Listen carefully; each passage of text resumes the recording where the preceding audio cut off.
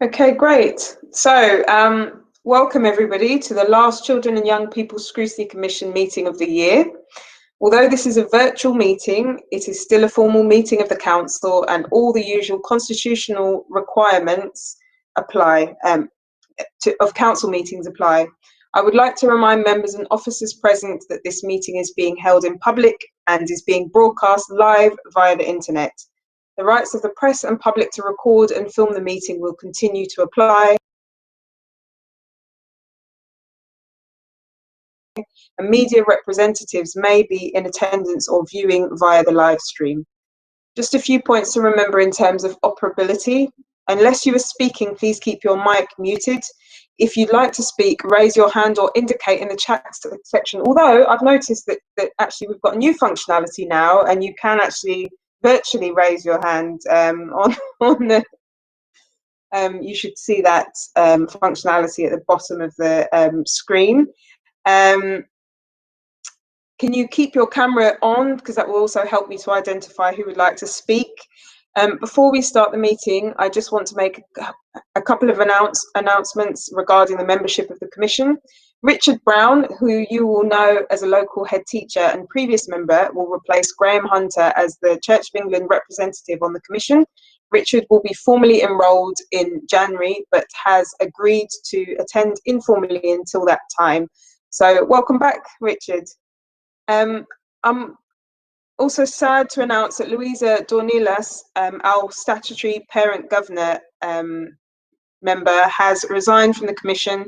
On behalf of the Commission, I would like to extend our thanks for her support for the work of the Commission. Finally, as you may have noted, there haven't been any representatives from Hackney Youth Parliament attending since the summer. In part, this is due to some heading to university in the autumn, and we wish them well in their studies. The Youth Parliament is undergoing a restructuring at the moment and anticipates to hold new elections in the spring, where new representatives on the Commission will also be elected. We will be working with the Hackney Youth Parliament over the coming months to establish new ways to support young people and young representatives' engagement on the Commission. You will also be aware of the recent cyber attack on the Council. Therefore, it is not possible for there to be any discussion or questions to be asked about this or responded to at this evening's meeting, as there is a criminal investigation ongoing. Members of the Commission and attendees are thanked for your understanding in this matter. Thank you for your patience, and we will start the meeting. So, apologies for absence. Martin, can I hand over to you, because I think you've got the updated. Yeah, we have apologies for absence from Shabnam Hassan, Anil Watson and Councillor Joseph. And for lateness, we've got Councillor Patrick, Councillor Potter and Councillor Peters. Great, okay, thank you. Item 2, urgent items. There are no urgent items and the agenda is as published. Item 3, declarations of interest. Do we have any declarations of interest?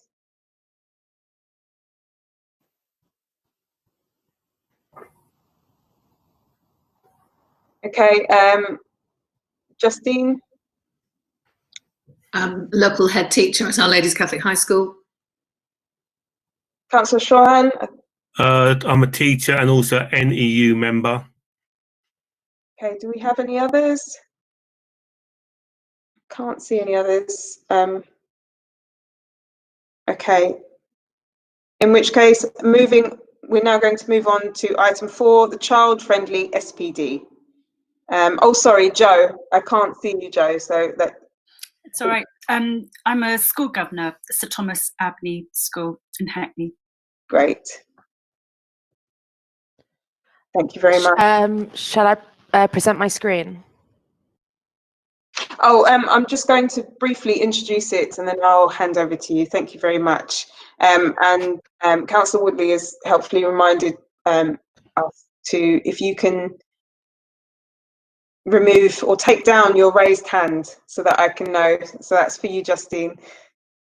But actually it's really quite helpful because it filters to the top. So yes, please do use that functionality again.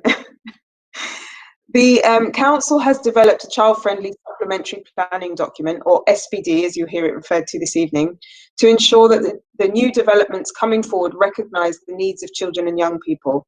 The Commission was consulted in the development of the child-friendly SPD back in January of this year, and this has now been finalised, as you will see from the report and the links in the agenda. The formal consultation on the child-friendly SPD opened on the 27th of October and runs until the 12th of January 2021. This is an opportunity for the Commission to formally contribute to the SPD design and planned consultation process. I would like to welcome Gabrielle Abadi, Lizzie Bird and Carol Jacobsic, from Hackney Planning Service to the meeting. We have 25 minutes for this item, so can I ask officers to present for no more than 5 to 10 minutes, and then we can have 15 to 20 minutes of questions. So handing over to you, I think, is it Gabrielle? Yeah, thank you. Is my screen sharing? Yes. Yeah. So yeah, good evening. So my name is Gabrielle, and I'm joined today by my colleagues Carol Jakubczyk and Lizzie Bird. We all work in the strategic planning team, and we're part of the planning service. And we're really grateful to be able to return to this committee this evening to present updates to the draft child-friendly supplementary planning document since we last visited in January.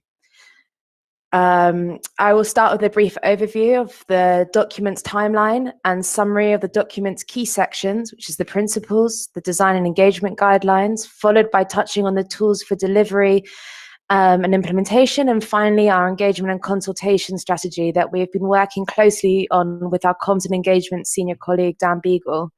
I'll then be joined by Carol and Lizzie to respond to any questions you have regarding the document. Just as a quick reminder, Hackney is developing a child-friendly planning document that will be the first of its kind in London. The new borough-wide local plan that was adopted earlier this year will be shaping future growth and regeneration in the Borough of Hackney. The purpose of this child-friendly design guidance is to help set some of the local plan policies in a child-friendly context to ensure that adopted planning policies maximise their benefit for a demographic that are not frequently included, if at all, in the built environment conversation. Over the past year, the principles and design guidelines have been developed through workshops with our Hackney Youth Parliament, and supported by findings from brilliant work done by the Young Futures Commission, which can be found in their report. The document was also influenced and guided greatly by the brilliant existing work and research reports at multi-levels, from international to local, and we are particularly lucky as a borough to be supported by such local research and expertise. A lot has happened in the 11 months since we last met. We've held meetings and workshops with a variety of external stakeholders and our officer working group, working with Hackney's graphic team to support the document visually, and preparing the draft document for Cabinet in October, which was just mentioned was approved and for public consultation until the 12th of January. And I'm going to touch on elements of our consultation and engagement strategy later on in this presentation. Following the consultation period, that has already been extended longer than the statute required because of the times we're in. We will look to amend and update the document to be adopted in spring 21. Just a reminder that the document is formed of 6 sections. And the first section we'll be speaking to, as a reminder of an overview is the principles for the built environment. So in this document, there are 8 child-friendly principles, which are the direct outcomes of findings from 3 engagement workshops held with members of Youth Parliament and findings from the Young Futures Commission report. These 8 principles for Hackney's built environment, they identify the different elements that all need to be present in order for the built environment to be considered child-friendly. The more aspects a space or a scheme or a project incorporates, the more child-friendly it will be. The design guidelines that follow the principle section set out the technical aspects of design that need to be considered with certain local plan policies to ensure the child-friendly principles are being met through planning policies and development schemes in order to provide to ensure the child-friendly principles are being met, but also to provide children and young people with opportunities to connect with nature, to play, and to move around independently in safe, healthy and unpolluted urban spaces. The draft guidelines are divided into a 3-part neighbourhood play scale that children and young people grow up and move along. The doorstep, which is the shared space that connects an individual's front door to the wider public space or streets. Streets, the network of routes that children, young people and their carers move between from home to destinations within their neighbourhoods. And finally, destinations. This scale incorporates the public space that carers take children or young people enjoy accessing in Hackney, such as parks and high streets. Section 5 outlines guidelines of best practice for engagement of children and young people in the borough.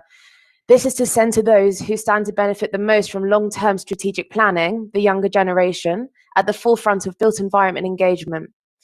The guidelines cover topics including the location and time preferences that are best suited to reach children and young people and their carers, the different stages that professionals should consult with children and young people in the process, and the importance of using creative and interactive tools to make the project tangible and accessible for anyone. As the principles and design guidelines have been developed, we've also considered the tools needed to deliver, monitor, and effectively measure whether the SBD, the planning document, is delivering its vision and purpose. One of the tools we'd like to draw your attention to is the child-friendly design standards. Using a traffic light system, the design standard supports collaboration, encouraging different stakeholders to work together and use these statement sentences to address impacts of plans and development proposals through the lens of a child and young person, their health and well-being at various stages of development and planning process. The tool is vital to ensure both positive benefits to health, inclusion, equity and well-being are promoted, and to raise awareness of potential unintended consequences of poor design and planning on the health of children and young people in Hackney. These identified consequences can then be removed via mitigation strategies and interventions. Since the start of November, we've been working closely with our comms team to navigate public consultation during a global pandemic and ever-changing lockdown and tier rule status. This has been challenging, but we've been really fortunate as a council to be well set up digitally, using our web pages, commonplace sites, and various social media platforms, including Snapchat. And we are lucky as a council to have well-established printed options that are delivered to almost every doorstep in Hackney, including Hackney Life and Hackney Today, which have both featured this consultation and provided options to also call or email, as we are unable to meet in person at the moment. We've been limited by COVID to the virtual. However, we have been able to place park banners with scannable QR codes and further information to contact us. We've been able to send resource packs to schools and children's centres, providing the opportunity for follow-up to try and ensure that we can cater these resource packs to the school and year group selected, put forward. And we have successfully run a fair few virtual workshops with great thanks to the collaboration opportunity other service areas who are providing who are running consultation at the same time as us have offered for us to collaborate, and also the well-established networks that councils have, the council has with resident groups and community organisations. So yeah, thanks for listening to my overview. And as set out on the report paper, we're asking the scrutiny to note updates to the document and how we've incorporated your previous feedback to the SBD and to the consultation engagement strategy, as well as to later provide comments on the sections outlined in section B. And now I'll open the floor for questions. And welcome Carol, Lizzie and Dan. I'd just like to start by thanking you so much for that presentation, and I'd also just like to acknowledge all the work that has gone into developing the SPD. It really is a fantastic piece of work and was really quite visually appealing, which sadly I can't say that about everything I have to read ahead of Scrutiny Commission meetings. So I'd like to offer Commission members the opportunity to ask questions. Do we have any questions? Right, we'll start with Councillor Gordon. Oh, sorry, do you want to start off with your comment, Councillor Woodley, or? I can do. It was really just to emphasise that it's a positive planning intervention that will seek to making improvements for the borough. But I think it's important to say that whilst those improvements are focused on children and young people, they will contribute towards making Hackney a more sustainable place for all of our residents and communities. There has been talk about doing sort of intergenerational work around this. We were pleased that it sort of chimed with our Ageing Well consultation. And yeah, I'm just really looking forward to hearing what everyone has to say about the core principles and the case studies that have come out in this document. I'm glad you like the look of it, Councillor Conway. Yeah, I did. Okay, great. So Councillor Gordon, and then we'll have Joe. Then we'll have another. Thanks very much, Chair. I mean, as the Chair said, this is a fantastic document, both in concept and design. And, you know, and I think we could all be really proud in Hackney in having contributed to it. I've got a couple of questions. I mean, firstly, obviously, anything that's designed around planning principles is going to be a bit of a slow burn if this document's adopted before anything's implemented. I wonder whether there are any of these principles that can be implemented on a sort of, you know, or suggestions on a sort of quick win basis to, you know, to sort of improve our environment for children in the, you know, sort of reasonably near future. And my second question really is about, I mean, obviously one of the principles is about children safely and young people safely moving around the borough.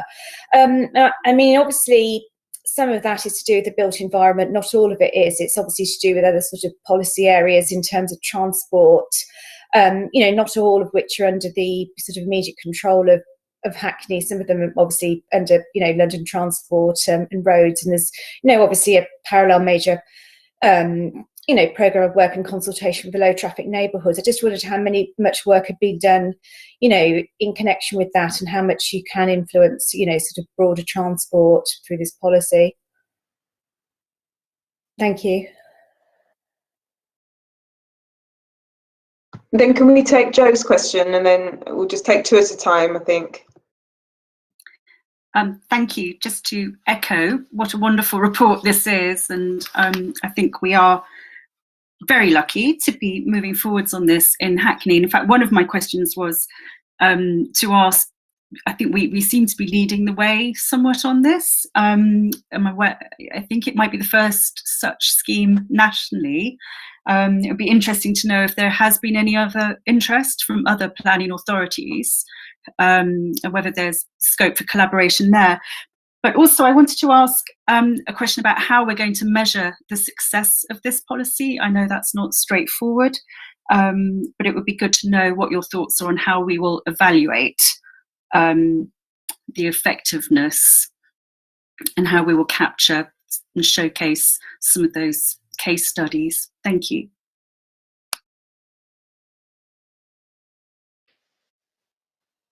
I can start, and then we can pass the baton around. So yeah, just to say that, yeah, Leeds and Bristol as well, UK-wide, if you take the UK as a whole, like are doing great things with child-friendly city initiatives. But yeah, this will be the first focused child-friendly supplementary planning document. So that's really exciting to be working on it, and it says a lot about the council as well. I'll just talk briefly on how to influence broader transport policy. So it's been vital to this document to have an officer working group with service areas, including public health, street scene, parks, loads of different service areas. But the reason for this, I guess, is twofold. So we have input to make sure that we're complementing the work and expertise in all these service areas to make sure that this document can help to make sure that this document complements other service areas, but also to make sure that to work out how to make this document as user friendly as possible for other service areas as well. But yeah, I'll pass on to my colleague Liz. Yeah, Thank you very much, and thanks, Gabby, for giving such a good overview.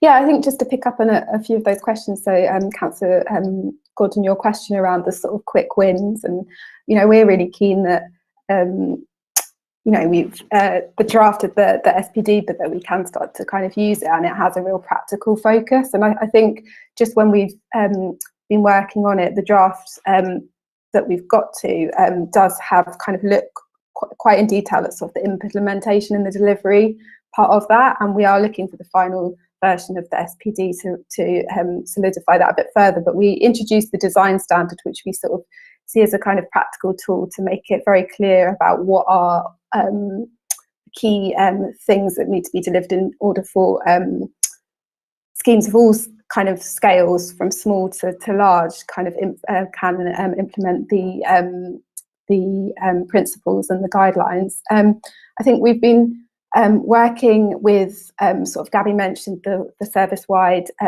working group, and that's been really interesting because there are other obviously projects in other service areas where we can start to link in. So, for example, we've been talking with Ian Holland and his team about Shoreditch Park, and potentially using the design standard and sort of looking at ways that we can start to look at how Shoreditch Park is maybe the design of that is evolving to kind of meet those the kind of questions that we've got there. And that's a really good for us, because it means that we're kind of testing on a real project, and it's also good to see how that works both ways. But yeah, we are really keen to kind of continue, I think, to work with different service areas to see what those projects can be, and develop them further. I think, Gabby, you touched on the sort of links with transport and sort of the connection there in terms of opportunities. And then I think in terms of the third, there was a few questions there, but yeah, just to reiterate that the GLA, the Mayor of London, did produce child-friendly design guidance at a regional level, but this will be the first, but we're the first borough to kind of specifically focus on child-friendly design and as a supplementary planning document, and other boroughs I have been in touch and are interested with. Haringey has, I think, are generally quite interested in what we have developed. So I think that's really exciting for us to have those conversations. And then I think, just to wrap on that kind of final part about measuring the successes, and that is, I think that links back to what I was saying about the kind of implementation element of this, because it is something that we are really keen to make sure that this is practical kind of guidance, and it does have use. And I think sort of we are doing quite a lot sort of internally, both within our sort of working with kind of planning colleagues and regeneration colleagues, to understand how to make sure that this document is used and it is effective, and at this point, and areas where it can be used. And I think measuring the successes is seeing the kind of design standard tool as a useful way of both sort of using it to kind of evaluate existing spaces, and then also future as well.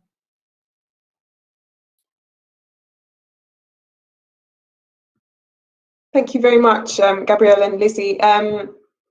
Now, moving on, we can take a couple more questions. We've got Councillor Etty. Is there anybody else? Okay,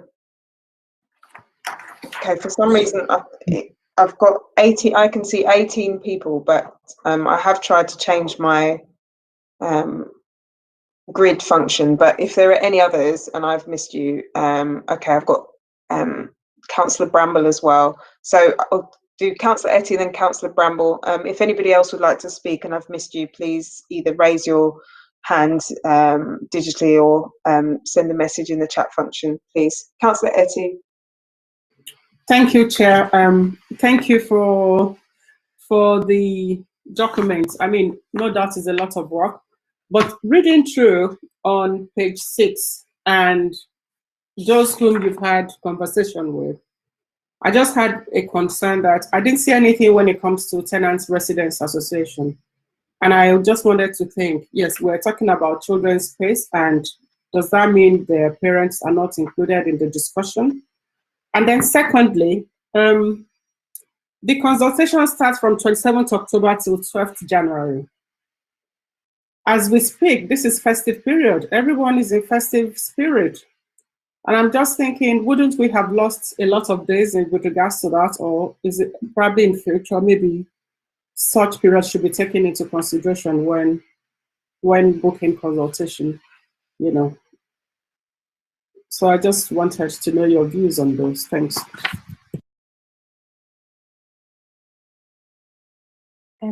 I can start, then Gabby pick up anything. I think just in terms of we don't see as the sort of obviously the focus of the SPD is on children and young people, but that includes parents because they're such a key part, and carers, and so yeah, I think we're looking to kind of through the consultation as well, you know, see the views of children and young people, but also their parents and carers, because obviously that's a key part of making the guidance work. And then in terms of we kind of have a chapter in the SPD which looks at engagement, and I think that is we're saying that yeah, we really recognise that tenants and residents associations are a kind of key part of neighbourhoods in Hackney, and maybe we need to look at how we can kind of make that more obvious or more clear in that section, and sort of the key groups that kind of lead and the opportunities that might come out of that.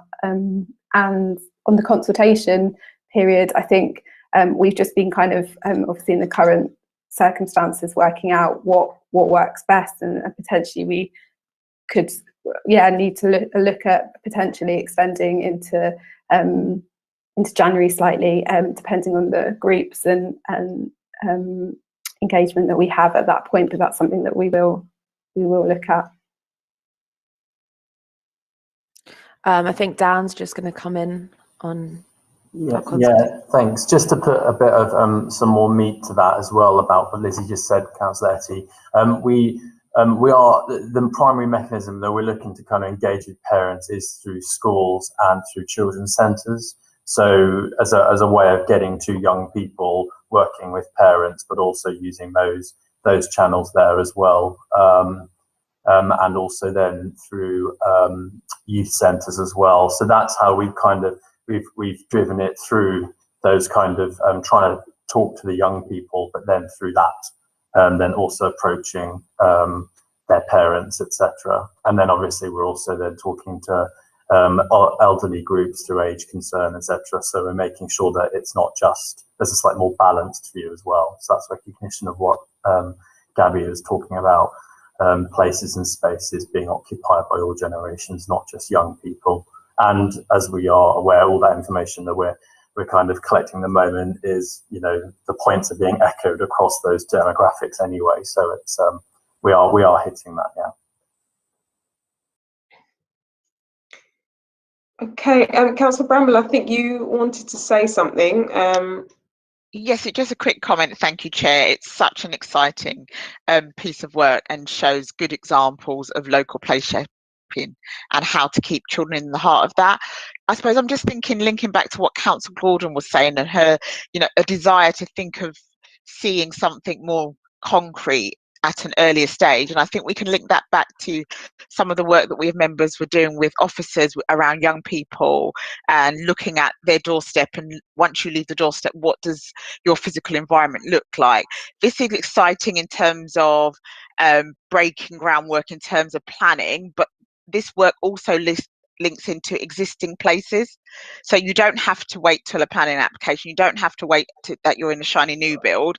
We're looking at the physical locality where you live right now and thinking about retrospectively, what can we do? And I think that's what's exciting as well, because it means it's for every young person in the borough. Thank you, Chair. Thank you very much. Do we have any other questions? Just like to remind you to take your hands down if you don't have a question, you've already asked one. If we don't have any other questions, I just wanted to ask about the design review panel and how you intend to recruit to this. Yeah, I'm excited to answer that. We're working closely with our conservation and urban design team and Roni as well, and therefore the Young Futures Commission. We're drafting up a model at the moment on our young advisors review panel, and we're working out logistics at the moment in terms of how they will be what the relationship will be between the young people's group and the design review panel group, because we would also like for there to be opportunities, for example, for them to overlap, but also they are to be two separate groups with equal weighting. But yeah, very early stages just now, but we're hoping to have a model early new year. Fantastic, thank you. I think Councillor Gordon, you have another question? No? Okay, in which case I think we're probably going to move on, but before we do, thank you so much for your presentation, and again for the work that you've done on this fantastic piece of work. The Commission will write to the Head of Planning after this meeting, so thank you so much for attending and for speaking to this. Thank you. Okay, now moving on to item 5. Young Futures Commission. The Young Futures Commission was set up in 2017-18 to ensure that there are robust consultation and engagement mechanisms in place through which children and young people could meaningfully contribute to decisions that shape and influence their lives. The Young Futures Commission has now concluded its engagement work with local children and young people, and the findings are detailed in the attached report. We have Jermaine Jackman and Shakila Scarlett, who are co-chairs of the Young Futures Commission, together with Polly Chock and Roni Sagar Malik, the lead officers for this project. I would like to thank you all for participating in this evening's meeting and to congratulate you on the report. I'm sure that I speak for the whole of the Commission when I say that that such an authentic account of the lived experiences of young children and young people in the borough will enrich the council as a whole, and your asks will be invaluable to the work that we do as a commission in holding the executive to account. So thank you so much for this work. We have 45 minutes for this item. Can I ask presenters to spend 10 to 15 minutes introducing the report? This will then give us 30 minutes for questions from the Commission.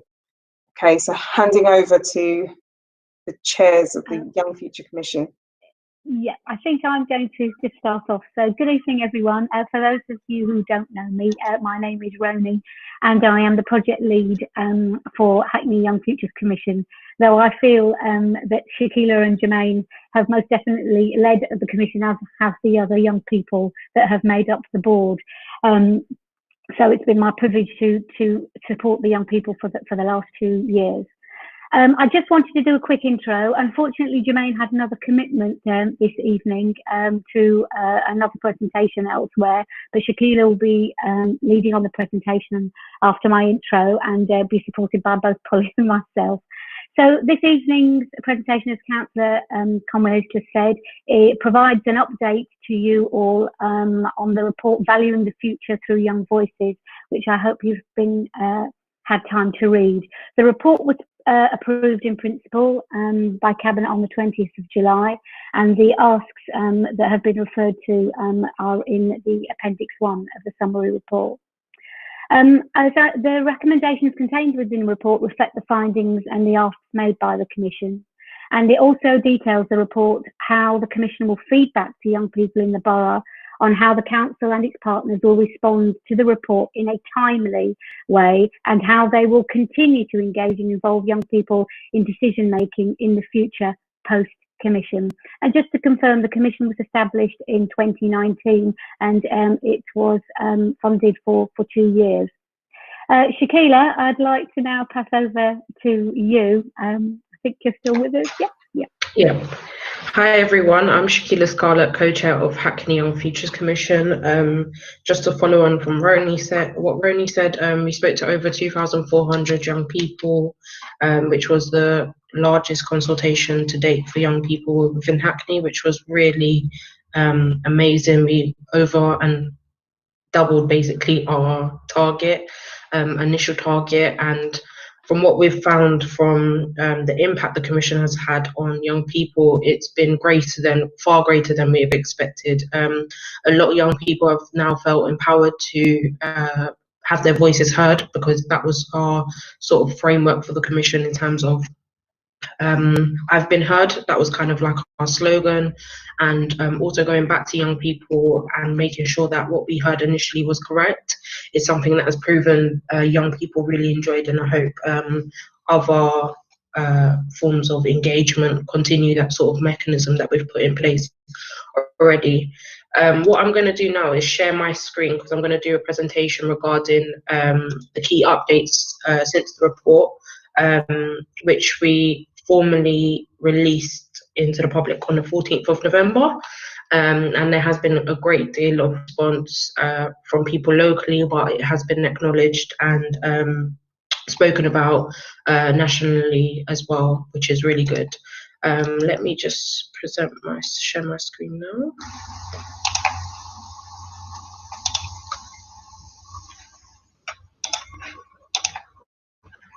So I hope everyone can see my screen.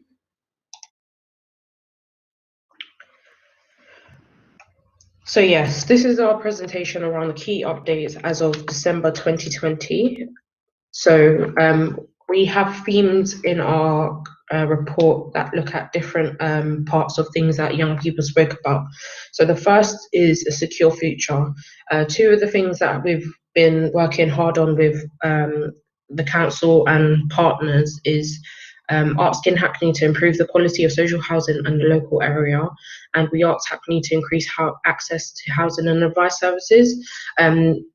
We are actually in the process of setting up a pilot project in the Hackney Downs / Clapton area to be delivered over the next 6 months, which will look at delivering community and youth provision by increasing access to the local community centre, which will be run, which is for young people but run by young people as well. Creating a local employment and training hub with access to Wi-Fi to support young people's opportunities.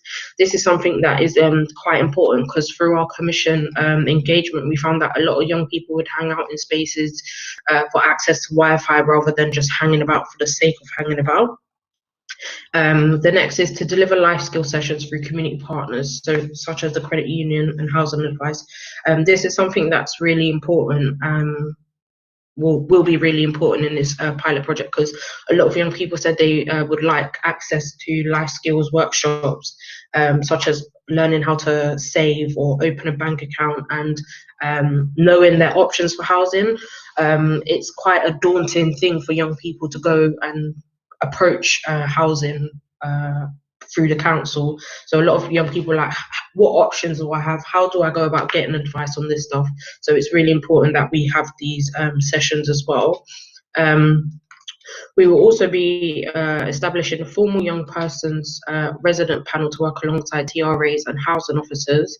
That's also something that's extremely important, because young people want to have a voice in their areas, and it's quite great that we've just followed on from the Child Friendly Boroughs work, because they are going to be, I guess, the pilot for making sure young people have a say in how areas are developed and so on and so forth.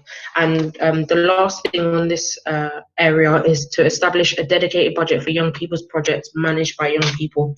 This is something else that young people really were interested in having, simply because they want to be able to put on projects themselves, not always having projects put on for them. So this is around maybe running a workshop on how to set up a computer, or a dance class or something like that. But it's really interesting that this came directly from young people, in terms of they want to be able to have the budget in order to put on a project for other young people. So young people are not necessarily saying, oh, go get us adults who will put on the project for us, let us do it ourselves, which is really has been, or was something that I was really impressed with during the time through Commission. The next part is about a healthy future. So in a healthy future, we're looking at mental health services and the well-being of young people. In this ask, where we've got an update, is we asked the council to review young people's mental health services.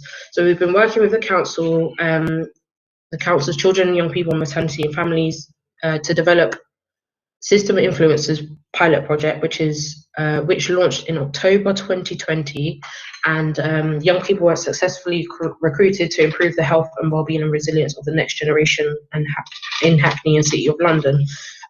This has also been a great project that's already kicked off, because the various partners involved within the project have taken the time to learn how to engage with young people, what would be the best way, and how to make sure that young people feel supported throughout this project.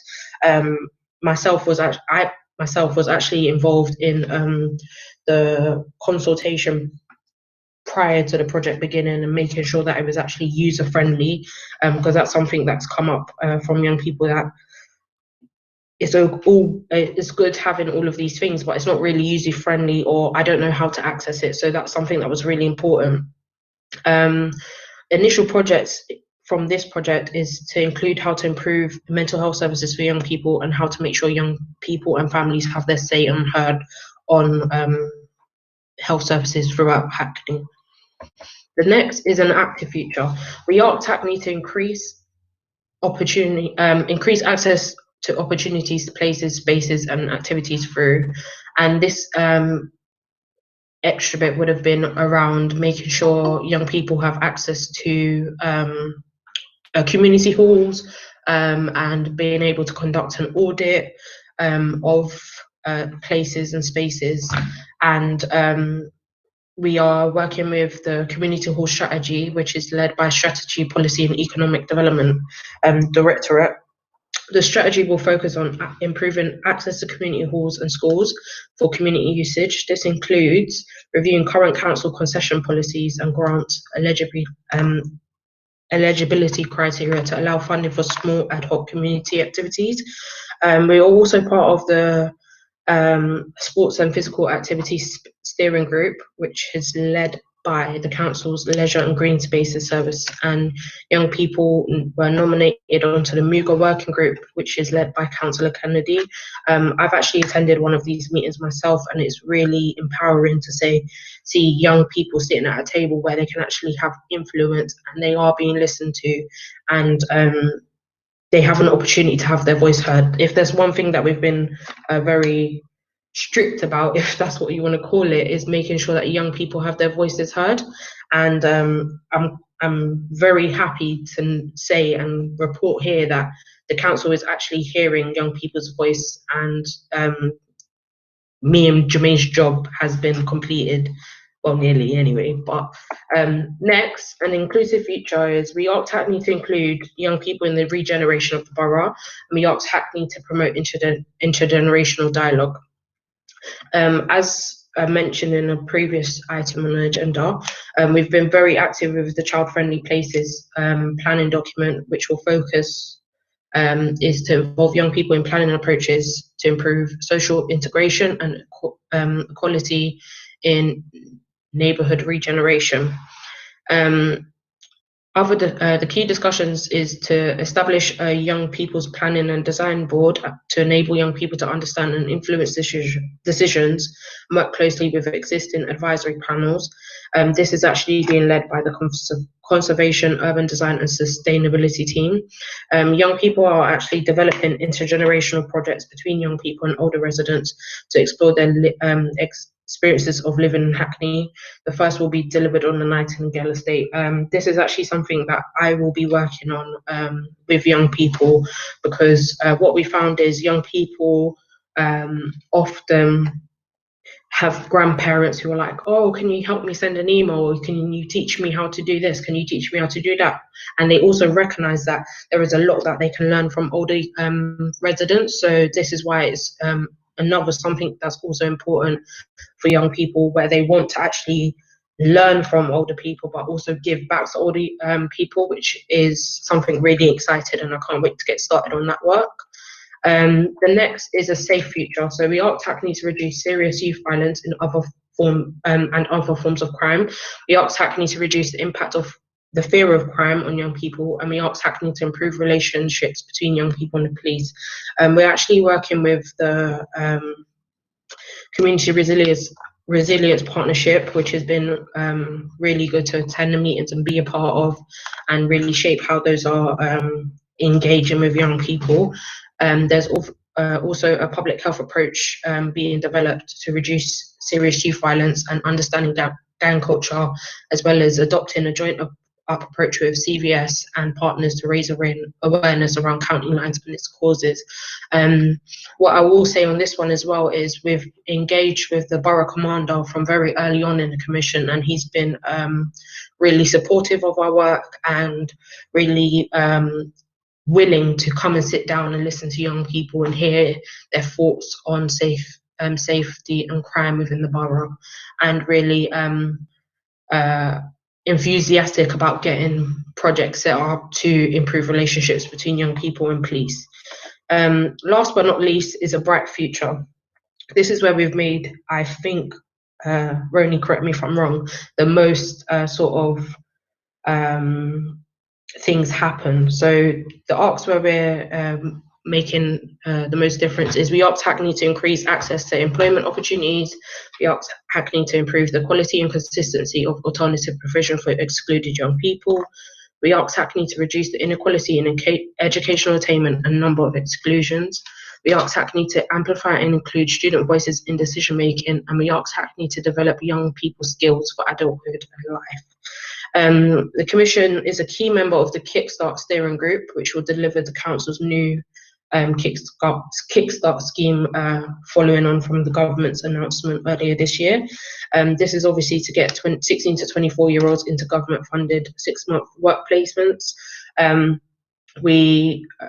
The steering group has agreed to consult with 6 to 7 young people on the wraparound support in the lead up to and during placements. This would involve partial support and skills-based training. We are also a member of the Community Resilience Partnership from the community's crime and safety side, but also looking at the issue of exclusions in Hackney and reviewing work that is underway to reduce exclusions and the impact, especially addressing disproportionality. We've also been invited to be part of the Council's review of alternative provision in the borough and best practice. Work is being led by the Director of Hackney Education, and something that the young people we work with are quite excited about, simply because it's something somewhat a passion project for some of them. And to be able to be part of such a big review, which we're hoping will lead to change eventually, is something that young people are excited about. And this next update is a personal passion project of mine. And we are developing a training program to recruit young people to become school governors, initially with 3 secondary and 3 primary schools. I'm actually working on this with the leader of governance services, Maggie Colnins, and it's something where I attended a forum last week for governors, and we spoke about projects, and it's already gaining a lot of traction and will be really good. It was really good to see that governors were on board of having a young person on schools board to really focus around the sense of belonging for young people, making sure that the governors boards reflect the young people and the community it serves. And yeah, we're really excited to work on that. Our next steps, the Commission, in conjunction with the Council and partners, will produce a strategic plan setting out how they wish we will deliver the 19 ARCs identified in the report and priorities over the coming year. We will review the role of the board and reference group in monitoring and reviewing the plan. As we come to the end of the project, which formally ends in 2021, we will continue to review how council engages and involves young people in decision making by supporting the creation of the new youth structures to enable effective youth voice and youth value. A final assessment of the Commission's achievements will be presented to young people in the council 2 years on from the Commission in 2021, including its legacy work. Me and Jermaine are really focused in the next couple of weeks on really thinking about where Young Futures sits, what are the next steps for it, and and really working with the young people that we've got on our board to kind of basically set up the next generation for, I guess, picking up from where me and Jermaine will leave it, but also me and Jermaine still remaining in our roles until the very end to make sure that it's ready to be handed over to wherever it will sit next. I'm going to stop presenting now, but yeah, so that's that. If there's any questions, then me and Roni are happy to answer. Thank you so much for that presentation. It was really, really thorough, and I'm really quite impressed by how much progress you've already made, actually. I wasn't expecting to hear hit the ground running to quite that extent, so well done on that. Just wondering if we have any questions. So I think I can see a raised hand from Councillor Brambles, but if we can have other hands raised if we have any other questions. Councillor Bramble. Thank you, Chair. Just to quickly say, the report was delivered brilliantly, and I just want to thank our chairs and co-chairs for all the work they've done. And I think that this has gained such quick momentum and so much has happened. It's because the young people have been leading on this every step of the way, and also because they came up with the solutions. I just think that when you give young people a platform, they don't just talk to you about what the issues are, they come up with the solutions, and I think that's why it's worked so well. And I think it's a testament to the young people that we have in Hackney, and it just gives them such a sense of they are part of the community and they are shaping their community. And it's a myth that young people are stuck on their phones, well, most of them are, but they don't want to talk. The biggest engagement tool was talking to and listening to young people. And I know, Chair, you might think I'm excited because not like everyone thought that the Prime Minister was cancelling Christmas. I'm not just excited about Christmas, it's really about the work and the young people and what they are doing. So proud. Thank you, Chair. Thank you, Councillor Bramble. Do we have any questions from the Commission? If not, then I will kickstart. So the report from the Young Futures Commission highlights some serious misgivings from young people about the Council's current approach to engagement and involvement, in that it's not authentic, it's defensive and resistant to change. Can I ask initially if you have any sort of examples of the experiences that young people have reported to you that they've had with the council have can you give us some examples of what that's been like for them? And I'm also wondering if we can hear from officers about how the council plans to tackle this and to improve its approach to consultation and engagement. Sorry, that's one question, but for two people. Shakila, did you want to come in or first? Or Yeah, I'll start and then you can just follow on. Yeah, so a lot of the resistance was basically around money, and this is something we've spoken about quite a lot in terms of young people always saying, oh, we want to do this, we want to do that, but it's like constant, oh, there's no money, there's no money, there's no money. But it's not, if the council took time to listen to people, young people have solutions that are not necessarily money focused. It may be money that's already being spent to be revised in terms of improvements and stuff. But take youth clubs, for instance. What we found is a lot of officers were saying, oh, all young people want is more youth clubs, but it's not necessarily more youth clubs, it's about more activities or change in the way that the current youth clubs are run.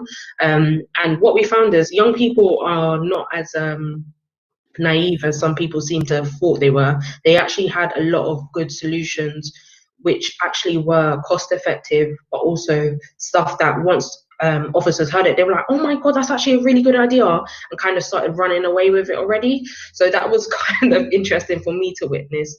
And considering when me and Jermaine actually took up the roles, we had our own sort of internal battles around comms, for instance, where it was, we are independent of the council. However, we was informed that we had to have we wouldn't be able to have our own social media and stuff like that, which was something me and Jermaine was just not willing to budge on. And we actually fought for that, and it was really good because it made the commission what it is. Young people trusted an independent source where we were actually engaging with them and were willing to talk. Some of the stories me and Jermaine heard from young people, I'm sure no one in the council would have been able to get, simply because one of the things we learned is young people talk to young people, and sometimes the council branding is intimidating, is one of the words that was actually used by a young person. I don't want to see a council logo at the bottom of a form where I have to fill in my parents' details and stuff like that. So it was just really interesting to see the way that young people felt about the council in that sort of respect. But Roni, I guess you can continue now. Yeah, thanks, Shakila. I think you've covered quite a few points. I think one of the key things that when we first came, and certainly when we spoke about how we were going to consult directly with young people, it was an interesting conversation that we did have with our colleagues, and it was felt that young people would want to talk to us directly through surveys online. And in fact, if you look at the breakdown of how young people did engage, there was a very, very small percentage. And in fact, I think I can remember the figure of 30 out of the 2,400 young people that engaged. So that's direct engagement, that's not participation. We actually participated with over 5,000 young people participated in the project. But in terms of direct conversation, that was a success. And I think, as Shakila and Jermaine will say, to have young people at the forefront where they could recognise them instantly, and they were out on the street talking. The success was also that there were peer researchers were trained to actually engage and have that direct dialogue with young people. The chairs recognised that this was an expertise in themselves, and those young people were paid. And that was something that has been fed back, that officers or the council come regularly to talk to them, but they're asking for advice, but they're not seen as it being sort of professional. So I, in my role, am sort of being paid, and the chairs are being paid. We also then had a commitment to pay the peer researchers. We also chose to really, I think, Shakila, you'd agree, when we went to the schools and to young people, what they said was that the positive feedback was that we actually came to them. And that term of hard to reach, it's not hard to reach, you can't be bothered to find us. Yeah. So we were actually, so we were actually going directly to them and having those conversations. We also, because they had control of the budget, the chairs and the vice chairs, made the decision to engage Mouth That Roars, which is a local project that supports young people in film, who actually went out and did the street interviews. So they listened to the board where they should go, but also went to big events. We found out a lot of the information before the pandemic in terms of the issues. What we found out through our COVID conversations, which we've highlighted in the report, is that the issues that we knew were emerging before COVID became heightened during COVID and after. So that was to do with overcrowding, the digital exclusion, mental health. So these were all there before but became heightened, and particularly with digital exclusion. We had a number of interesting conversations with officers when they read that the interviews are being conducted outside McDonald's, and it was, oh, well, they're there for cheap food. And it was like, no, actually, they're there actually to download because it's free, and that's their reason that they're there. They don't get access all the time to libraries, and sometimes they're pushed on from libraries because they're standing outside, but actually, they're congregating there, yes, probably to socialise, but also to download. And obviously that now, as I said, became heightened during COVID. And I'd just like to say at this point, and I've had, Polly and I have had these discussions in terms of the learnings in the report. A lot of the adults that read it said it's very similar in terms of the way we've engaged with young people. Residents are asking for the same way as well. And I think the other things that we also learned was, and I think, Shakila, you've highlighted this, young people said, you listen to us, but you don't hear us. You come, you tell us, you take everything, you go away, but you don't come back. You don't tell us what has happened. But more importantly, and this is where the slogans were, I've been heard, and did we hear you right? Those are the two campaigns, really. is to say, the young people saying, if it's not possible, we'll come back and we'll give you some other ideas, some other solutions, but don't just say we changed it. And that was really key as well in terms of the data inputting, which seems quite a small thing to mention, but young people are actually inputting the data themselves. But what we wanted to do was we took that data back, which we worked alongside Loughborough University, which was the first time we actually used software to really number crunch. So it wasn't, you know, we were actually had software developed to do that. But I think what was important to hear from that is that we went back and said, this is what we had. Did we get this right? And we had a number of events. And I think the final thing I want to say is the whole co-production element was the real success. And I know that Councillor Bramble has highlighted that. And though we did those events online, at one of the events we had over, 60 participants, but it was a real thrill, really, of certainly officers around the virtual tables, of being able to engage with young people and come up with joint solutions. Because as we said, is the young people will talk about, what the issues are for them living locally or schooling, but they also come directly with the solutions. And that was why question 4, we were completely, and I'll say gobsmacked, is that was one of the most completed questions. We actually had 3 questions, but the 4th one was any other comments.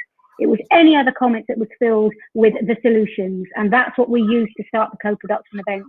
And as you can see, I can go on, so I will stop there. Shakila, I don't know if you want to add anything else. No, that's fine.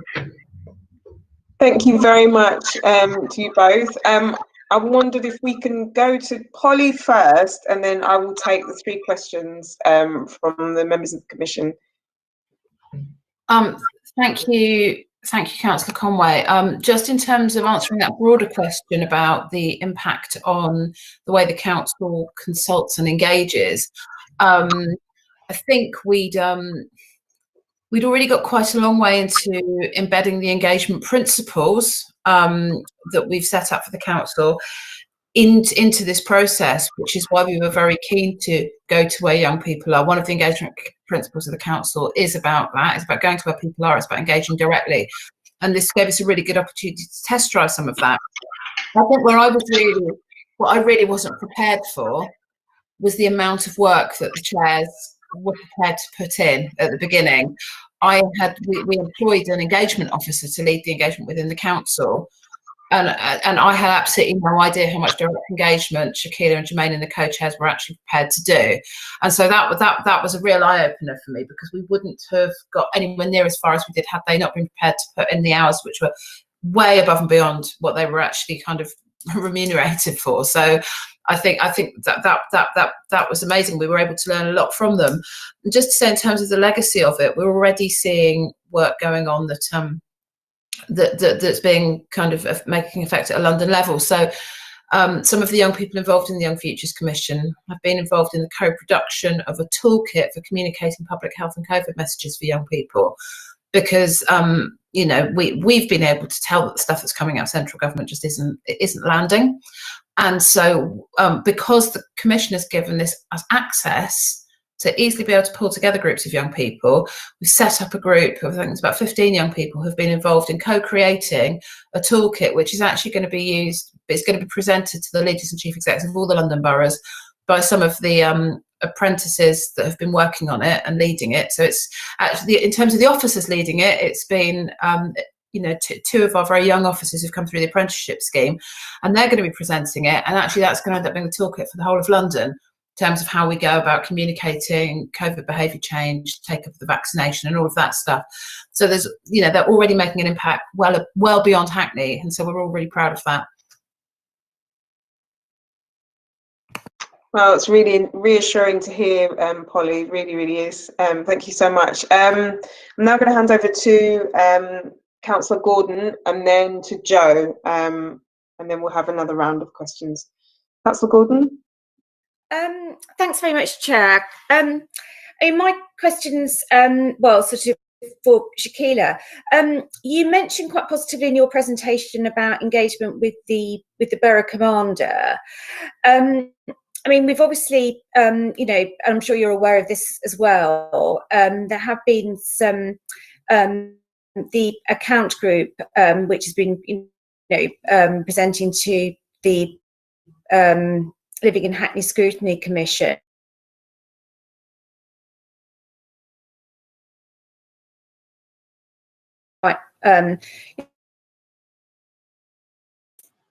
Margaret, your sound quality very is concerning.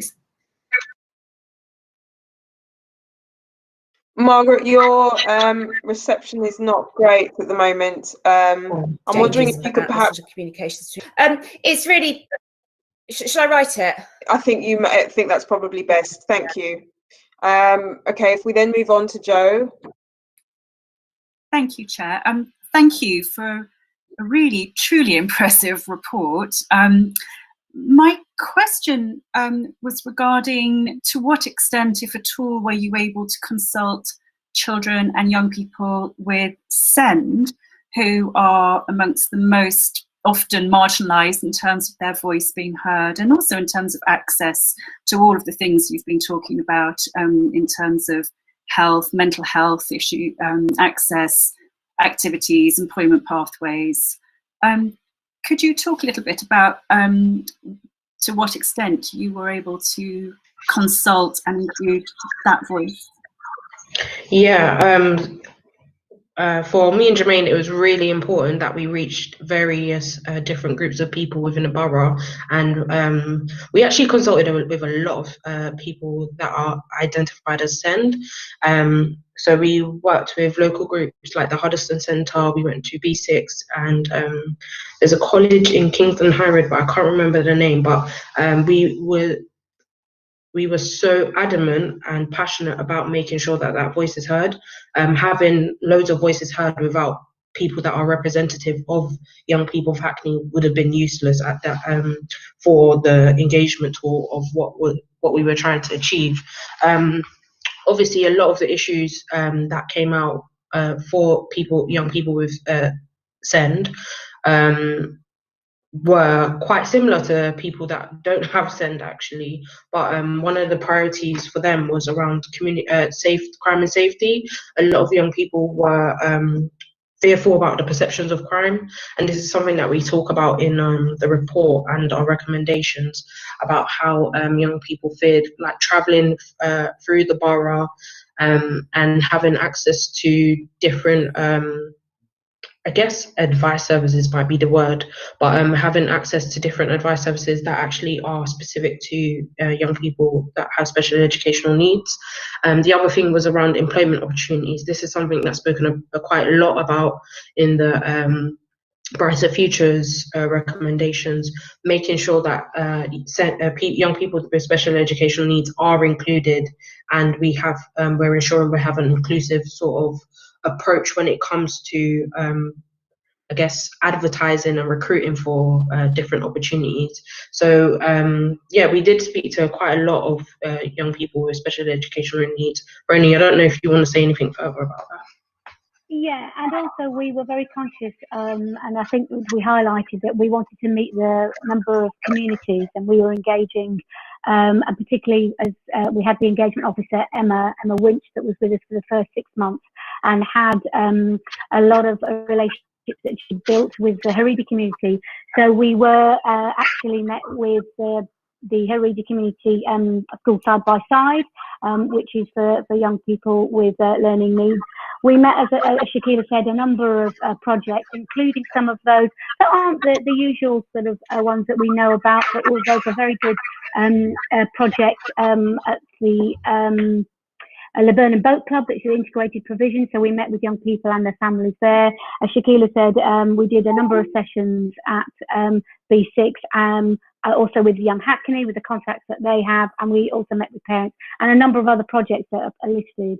In terms of the employment opportunities, that's absolutely key, and I think we've actually separated those because we wanted to emphasise that very much. So when we were talking about employment and job opportunities for young people, we then also emphasised in the report also for SEND young people, and we've been liaising with Alison Miller, who supports the internships and doing work with Alison and the young people. In fact, Adam, some of you may know him, has been working on some of elements of it. But it's very, very key to the work, and we were really committed to do that. So yeah, I think it was just to add on to Shakila in terms of, it was one of our real strong commitments. Thank you very much, Roni. I'm going to now read Councillor Gordon's question before moving on to questions from Councillor Etty and comments, I think, from Councillor Woodley.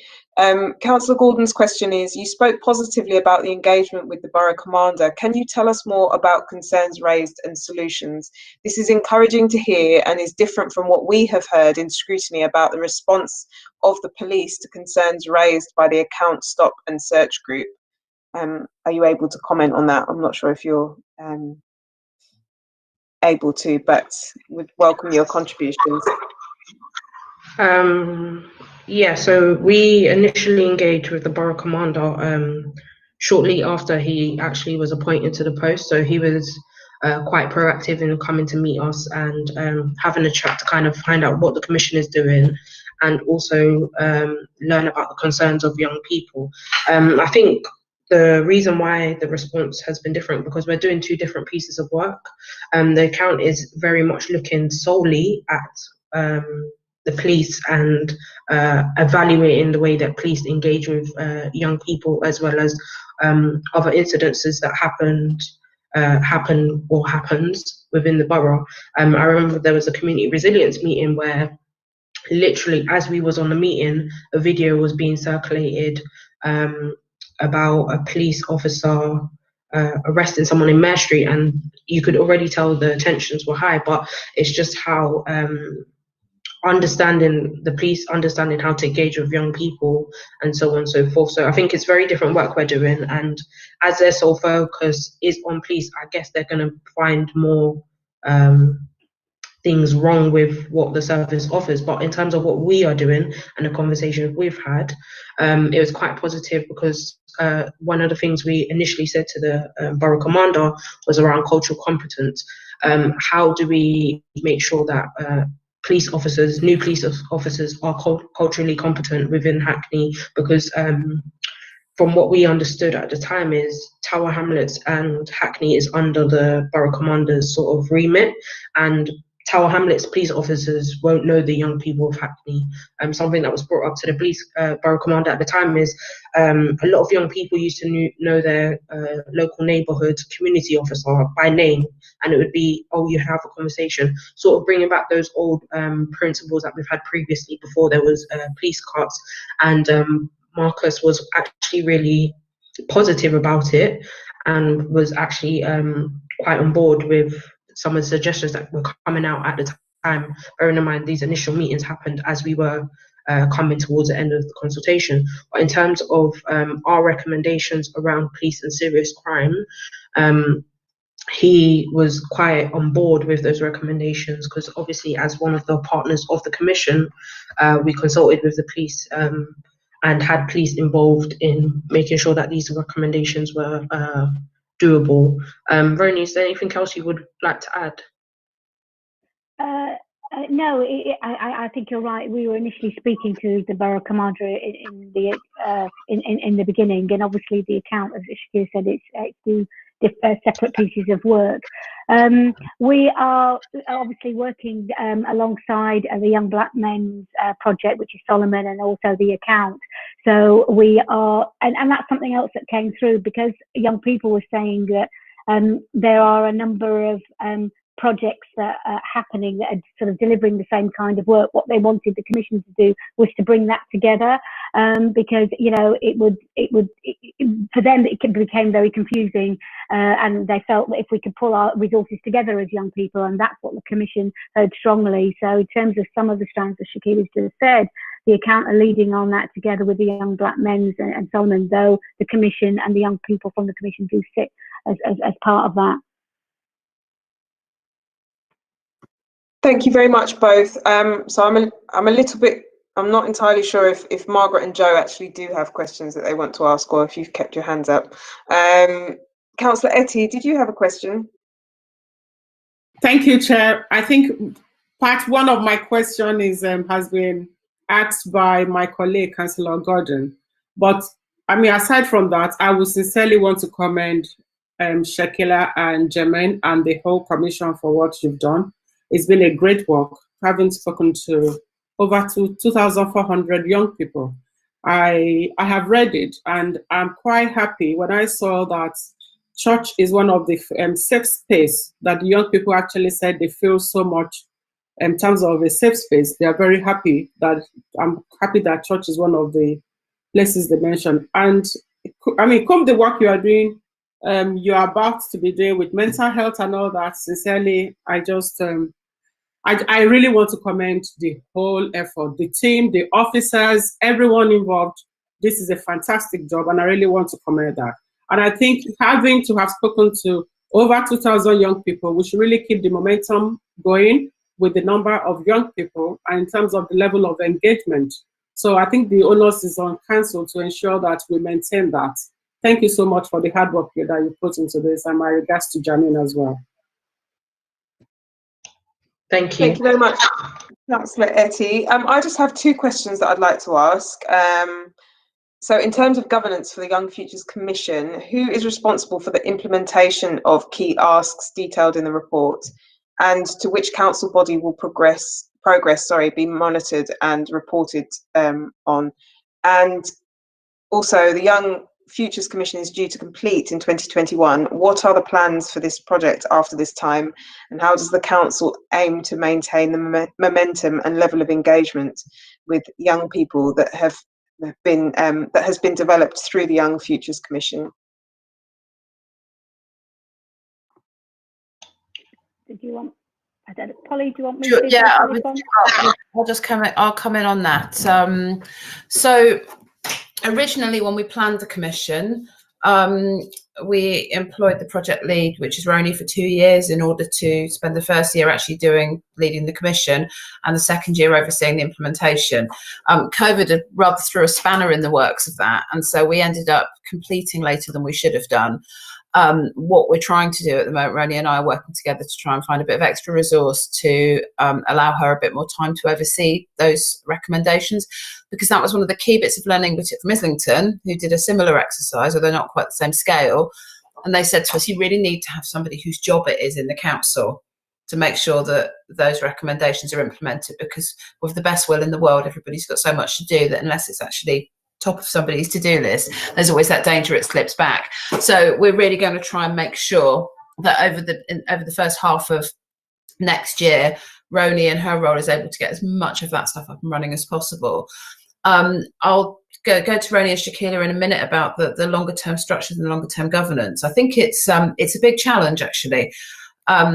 It was fantastic to engage with 2,500 young people, but it was massively labour and resource intensive, and the amount of money it cost to put the commission on. I mean, the budget for the project was £250,000, and that's not something we can sustain going forwards. So the real challenge is finding a way of mainstreaming it into everything the organisation does. And I think we're making big progress on that already. I mean, the difference in the way the housing department are already looking at engaging with young tenants, for example, is huge. The real challenge is that any work with young people is a snapshot in time. The vast majority of the work we did with these young people was pre-COVID. So whilst we've had the COVID conversations, the next generation of young people coming up behind are going to have a very different set of priorities and a different take on the world, because their experiences have been so different. People are only young for a really short period of time. So this is work that has to be constantly refreshed. We can't be in 5 years' time going, oh, do you remember those young people we spoke to in 2019? This is what they told us. So it is a big challenge for the council. It's a challenge for all of us as senior officers to think, how do we make sure that the Young Futures Commission isn't just a fabulous thing we did once and then kind of go back to business as usual. But it's not going to have the same level of intensive resourcing it has had over the last 2 years. So the challenge for me and as director responsible for engagement, for Roni and for the chairs where we still have them, is to look at those longer term structures, how we work with things like Hackney Youth Parliament that are already very embedded, how we work with the schools to make sure that we don't lose what we've gained in this period. And but I say Shakila and Roni will have clearer ideas about what they want to do. So I'll pass over to you. Do you want to come in, Shakila? Okay. Yeah, I'll just quickly add, in terms of the legacy of it, me and Jermaine are really keen on, no matter what the legacy looks like, making sure that Hackney Youth Parliament members are greatly involved in this. What we've found with the Commission is it's working with Hackney Youth Parliament has been such an empowering experience for us, but we also understand it's been an experience, empowering experience for them. So making sure that they are sort of at the forefront of holding the council accountable, and whether it transfers directly to them or they do it sort of from a stakeholder perspective, me and Jermaine are really keen on making sure that Hackney Youth Parliament are involved in some way, shape or form. And again, it's something we're looking at over the next couple of weeks. Ronnie, over to you. Thanks, Sheila. And it was just to say, as we highlighted in the cover report, that we are just finalising the draft of the strategic implementation plan, which will give the principles of how the asks are going to be delivered. But what the chairs, and it's always been agreed with the reference group as well, that there will be key leads identified for each of the asks, and they will have a young person with them, so it will be led by a young person as well as either a VCS partner or a council officer, who will then carry that forward and keep that updated. It's very key, as another thing to feed back, is that evaluation is really key for this work, and feedback from young people has included that when things are identified or projects for young people, suddenly it disappears, and I can give you several examples, but they're not told why. They don't understand why suddenly that resource was pulled, or that project isn't delivering, or that service isn't being provided. And I think, and then when we even spoke to certain officers within the council to ask why it was, there wasn't any evidence to understand why that service was pulled or closed. And so I think the evaluation of the successes, and we hope there will be 100% of those, I think is really important, and how that gets shared across. As Shakila and Jermaine have said, they're working now in terms of deciding, and their sort of feedback to members in particular about where they see sort of the future work. And just to follow on from what Polly said, she's absolutely right, and Shakila and Jermaine and the other young people, we've interviewed many a young person that have said, well, I'm 14, I was 14 and I thought like this, but now I'm 16, I see it in a completely different way, and that's just 2 years. And they've spoken about that regeneration time for them. We look at 5, 10, 15 years. For them, 2 years. They were talking about how much in 2 years the borough has changed physically, in terms of buildings, in terms of planning. And I think that's really something important that we have to highlight here. And in terms of the chairs themselves, they've grown in the 2 years. And I think, Shakila, I'm sure you won't mind saying that you said that even listening to 12 and 14-year-olds, she had to step back and just say, whoa, well, I never thought about it that way. And Rhodey, what did they mean? And I'm going, you're the young person. So I think it's really key. So it's about how we keep that going, as Shakila mentioned, looking and reviewing in terms of the Hackney Youth Parliament. The Commission has allowed that, and I think we've just got to be open, not be defensive, to say, hey, we now know what's worked, so let's review our other current participation structures. Thank you very much for that. So, Councillor Woodley, unless we have any other questions from the Commission. Councillor Woodley? Yeah, I just wanted to say that we are extremely energised and inspired by this work. Shakila, you should be so proud of yourself, and big love to Jermaine as well, and Roni, you too, and Polly. And I just wanted to kind of slip in a cheeky question around that sort of legacy passions, because I think what's so smart about the report is that it does kind of ensure that we embed a lot of your asks into our sort of practice going forward. And you've certainly got the commitment within Cabinet, and Councillor Bramble won't let us off the hook anyway if we start to slide. And it's so good hearing about the idea of putting young people within governors, within governing bodies and schools. It's such a smart idea. Really good to hear about public health. Obviously, really valuable. Really grateful for the place-based work that you're doing. And also within design panels. But picking up a bit on Roni's point, my question was around how we pass the baton on to our sort of youngest residents. And the reason that I asked that is because, as you know, it really landed with me, the sort of community safety mapping exercise where older children were sort of saying, well, that place used to feel unsafe to me, but now it's fine. And younger children were saying, wait, it still feels pretty wrong to me. And as we're going forward with our place-based work, that's a particular interest. So I'm thinking about pupil forums, children's centre, like just wondering how can we keep those younger people engaged. So legacy, passion, and the youngest residents. That's sort of my question. Kira, did you want to come in before? Or? I was just going to say a quick point of adopting sort of the way that we engage with young people is one thing that I would actually I think is already in the report about, say, when we did our engagement, we used various different tools of engagement, but the mapping exercise was something that was sort of like a brilliant thing that now relates to what Polly's just saying.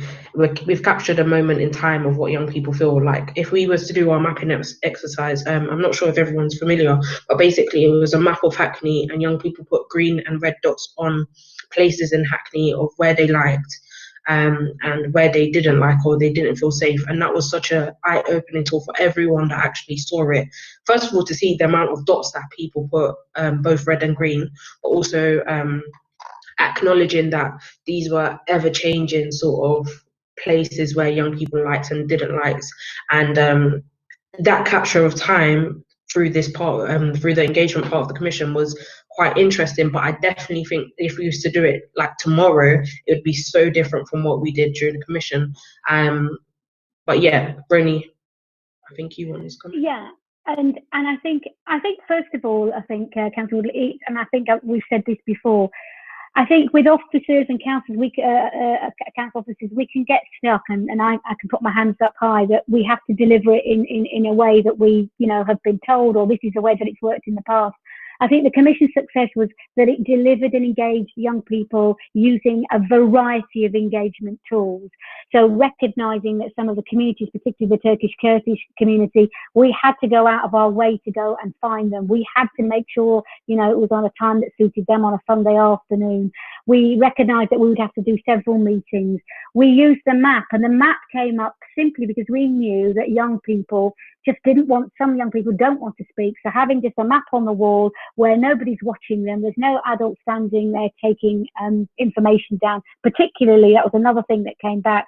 If you want to speak to me, come and speak to me, but don't ask me my age, where I live, what my religion is. They're saying you've got all of that, you've got your data, and if you want to talk to me about experiences, then talk to me about that. But I'm not going through 2 pages of filling that in before I get to the question. So having the maps around were really successful because they could put the dots on there if they wanted to put a sticker to say why a talking wall. But we then used that with a number of other groups, and it worked really well. And in fact, at some of the sessions that we had, parents were filling it in, and it was very interesting, the parents' sections compared to the young people. So in fact, we should have had 2 maps, one for the adults, and it would have been really interesting. And I know that that's been adopted. So I think the point that we're trying to emphasise is it's about using as many engagement tools to get that rich resource back. And I think, again, that was the chairs, and the young people were saying, look, we're not doing it in one way. You have to do it in several ways. Now, let's think out of the box. And that was the whole thing about the social media as well. And we used the social media just to send out messages. And I think one of the things that worked really well was when we had to get out the themes, because we had to get across what the themes were coming back and to check in with them. We did an advent calendar for the whole month of December. So, we sent them a theme sort of every second day, but that's how they engage, and they were sending us message back on social media. So it's just thinking out of the box, but, having that resource. And I think that's where finally, we say, officers, let's not be defensive, let's just work together just recognise the value and the worth of young people sort of advising us, because at the end of the day, these young people become the adults that possibly could be running the council or certainly working. So I don't know if that answered your question, Councillor Woodley. I hope it does. Yeah. Absolutely. Thank you. Thank you very much. Thank you all for your contributions this evening. I think it would be remiss of us as a commission not to revisit this again.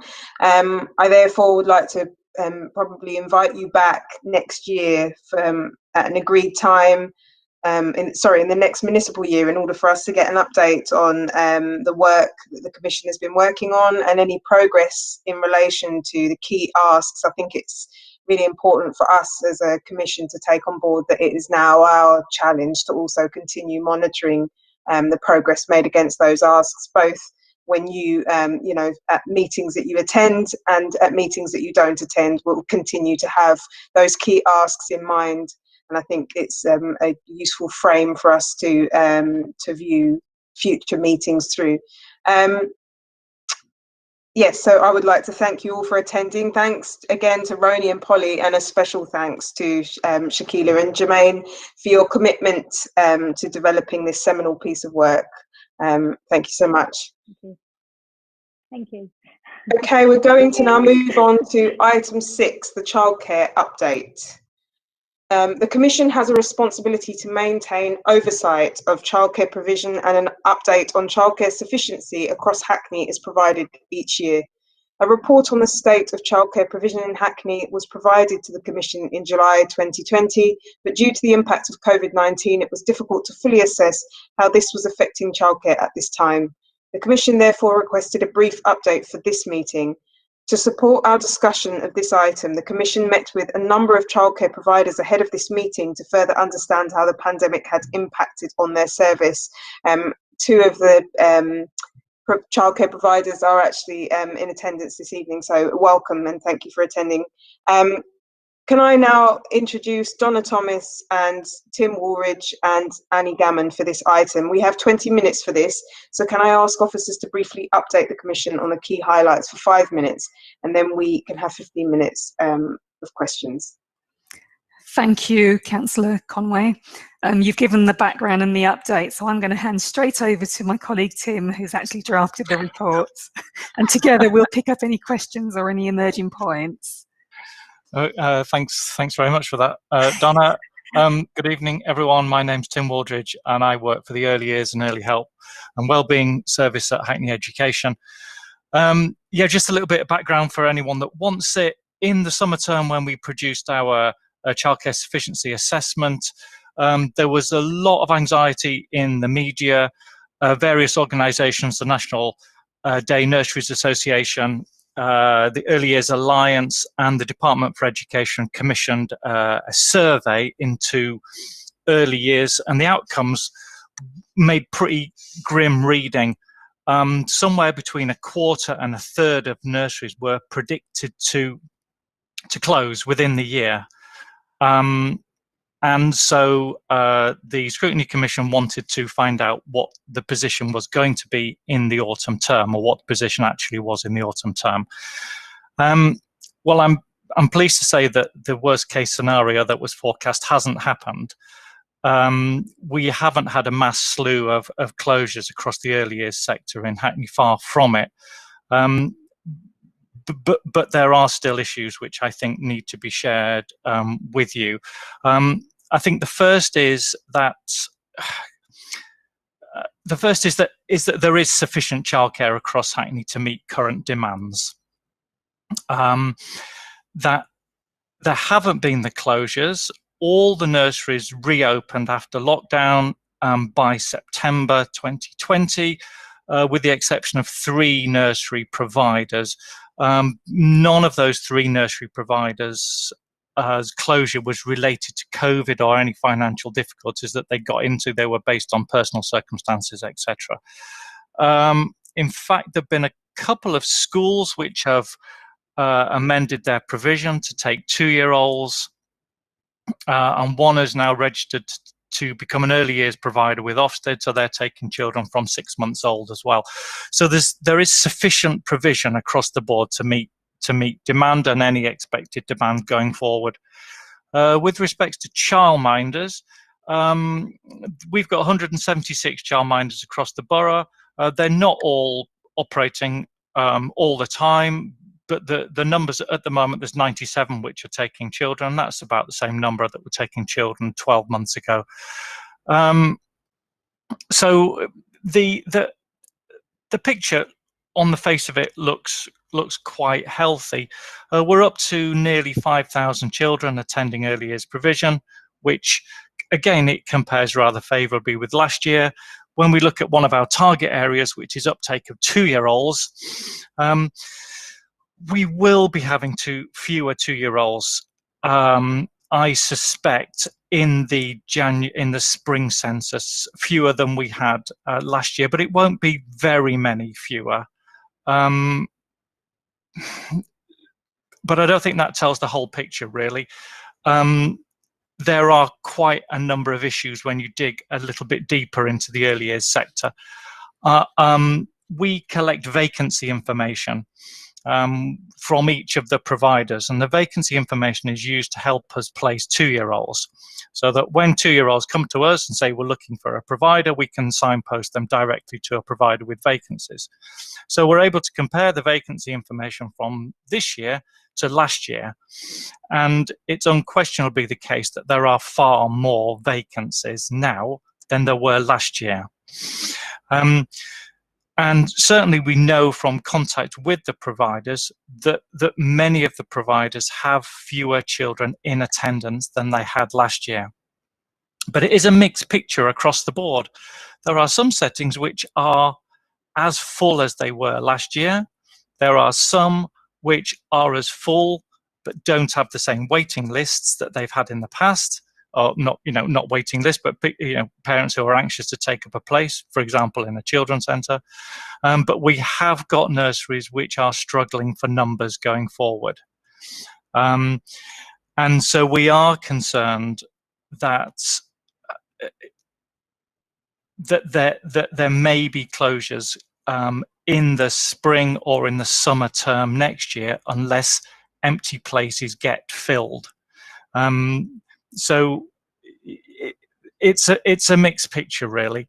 I think one of the anxieties in the summer term was that the Department for Education hadn't, at that point in June, committed to what the autumn funding situation was going to be. So we, in turn, couldn't say to the providers whether or not they would be funded on the headcount or funded for the numbers of children that they would normally have expected to have had. The DFE came good and committed to fund at exactly the same rate for 2020 that they did into 2019. What we haven't got yet is a commitment for what's going to happen in the spring and summer terms. And so providers are rightly anxious that they will be funded according to the exact number of children that are attending. And then on top of that, relying on the parent contribution to the fees. So there is still some uncertainty going forward about the sustainability of a handful of nurseries. I'll stop there because I know the main thing is about sustainability and places and closures, but I rather suspect some of the questions will be around the other challenges that the nursery sector has faced. But I'm happy to take any questions about those. Can I just add before the questions, if that's okay, Councillor Conway?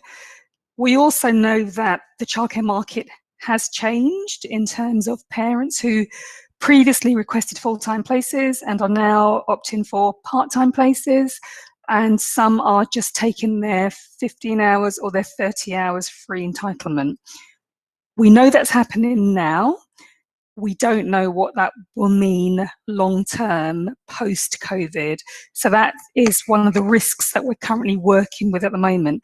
And the other thing, just to add, and some of the settings may have already shared that with you, is that we're actually not out of the woods. So, many settings remained open, have remained open during the pandemic. They've been available for our vulnerable children. They've been available for our working parents. But what they're responding to now is cases of COVID within their settings. So when their staff or their children have tested positive, they then have to send them home for a period of either 10 or 14 days, depending on when they tested positive, and that continues to have an impact on them financially. So it's ongoing changes that's impacting on our providers and impacting on the market and on parents right now. Thank you very much, Tim and Donna. Do we have any questions from the Commission? If not, I'd actually like to start by saying that that Tim in particular, when we met with the childcare providers last Friday, they all did comment actually on quite specifically on how helpful you've been during this time, and I just thought it was really important to share that. Actually, it was really reassuring to hear how well supported the providers felt they were by Hackney Education. So yeah, it's really reassuring news for us anyway. So Councillor Gordon, I think, has a question. We're running a bit behind, so we're going to have to sort of get through questions quite quickly if possible, please. Councillor Gordon, sorry. I hope you can hear me this time. So far, so good. Yeah, I just wanted to ask a question really about the capacity to assess children with special educational needs currently coming through our early years providers, because I understand that there has maybe been an upsurge. I just wondered whether we are up to date with providing assessments and support for providers in relation to children with special educational needs.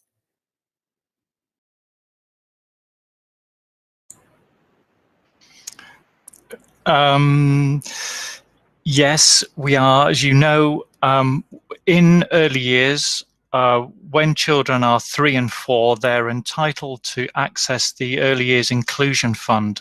The Early Years Inclusion Fund is a fund specifically to support children with emerging special educational needs access their provision at an early years setting or in a nursery class in school. So what we've noticed this term is there has been a huge increase in the applications for that, the Early Years Inclusion Fund. And obviously we're looking at all those applications now. So there is certainly a big appetite within the early years sector to make sure that they're gathering all the evidence that they need to gather in order to put in the applications for the Early Years Inclusion Fund. So yeah, I do think they're accessing and have a regard for supporting children with SEND across the early years sector. If I can just add that colleagues in SEND for school-age children have also continued to assess children, continue to complete the education, health and care plans during this period also, where they've been able to work with the settings and work with the parents during this period. That work has not stalled. It might have been a bit slower, but they have continued with their casework. Yeah. Could I just ask a very quick supplemental, Chair?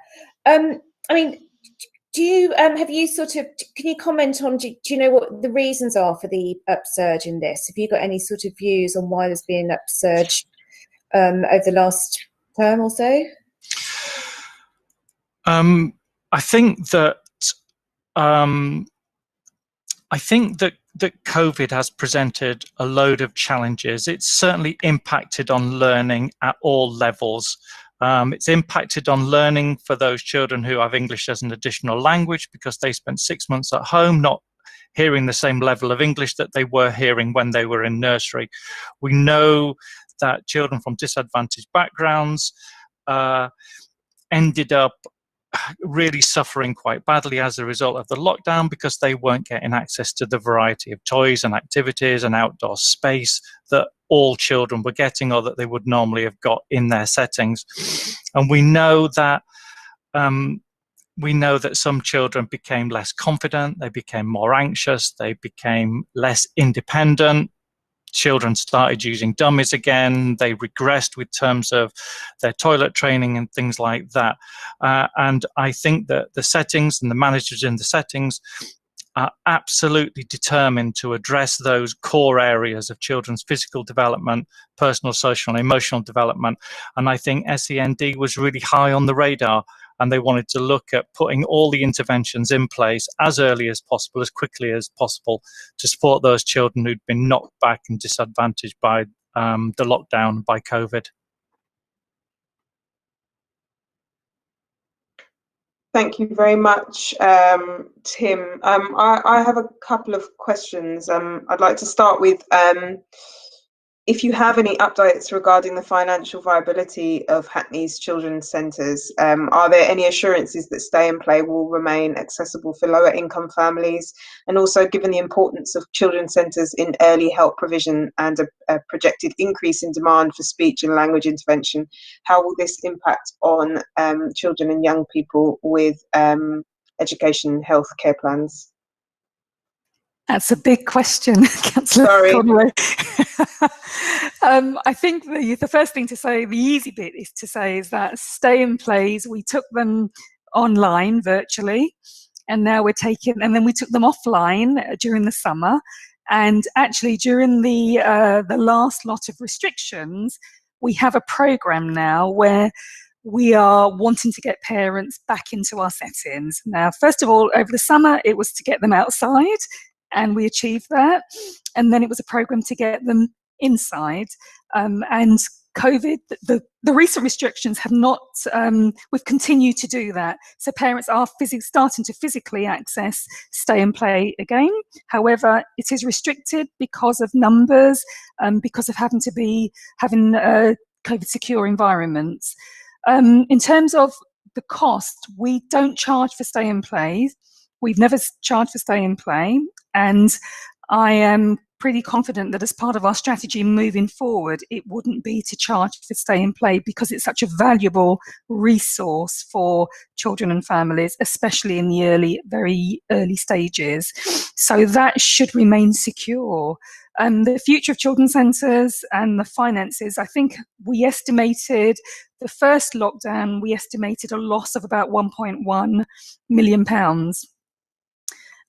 We have, as a council, been able to put in for the government's reimbursement of loss of income. So we know that the council will get back a significant number of that money. I think up to 75% of that money should come back into the council, and we believe that that will happen.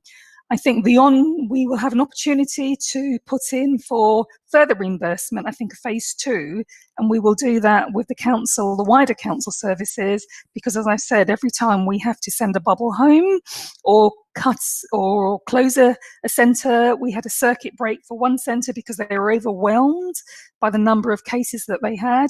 That has an implication, a financial implication, and we will put in an application for that loss of income. But we will have to, we are part of the council, we are the wider council, so we will be looking at the future of children's centres as part of a wider early years strategy. And as you know, Anne Canning is leading on an early help review, which again will look at early help across the system and across the stages and phases of children. I don't know if that really answers your questions. There's nothing specific other than it's very much on the agenda, and there are work streams looking at the future of early help, early years, and the support we give to children and families to continue to support their outcomes. That's useful. That was helpful. Thank you very much. I did have a couple of other questions, if I'm able to. So I know that you'd mentioned, Tim, that the number of 2-year-olds you anticipate will be down. Does that include the number of 2-year-olds who are eligible for the free entitlement? And I'm just wondering what efforts we can put into increasing the numbers of those children, given that they're from lower income families and are most likely to be disproportionately impacted by the pandemic. Yeah, it was the percentage or the number of 2-year-olds who are eligible for the free 15 hours I was referring to. Okay. And it's particularly disappointing because actually over the past 4 years, the percentage that we've been able to get into our settings has gone up and up and up.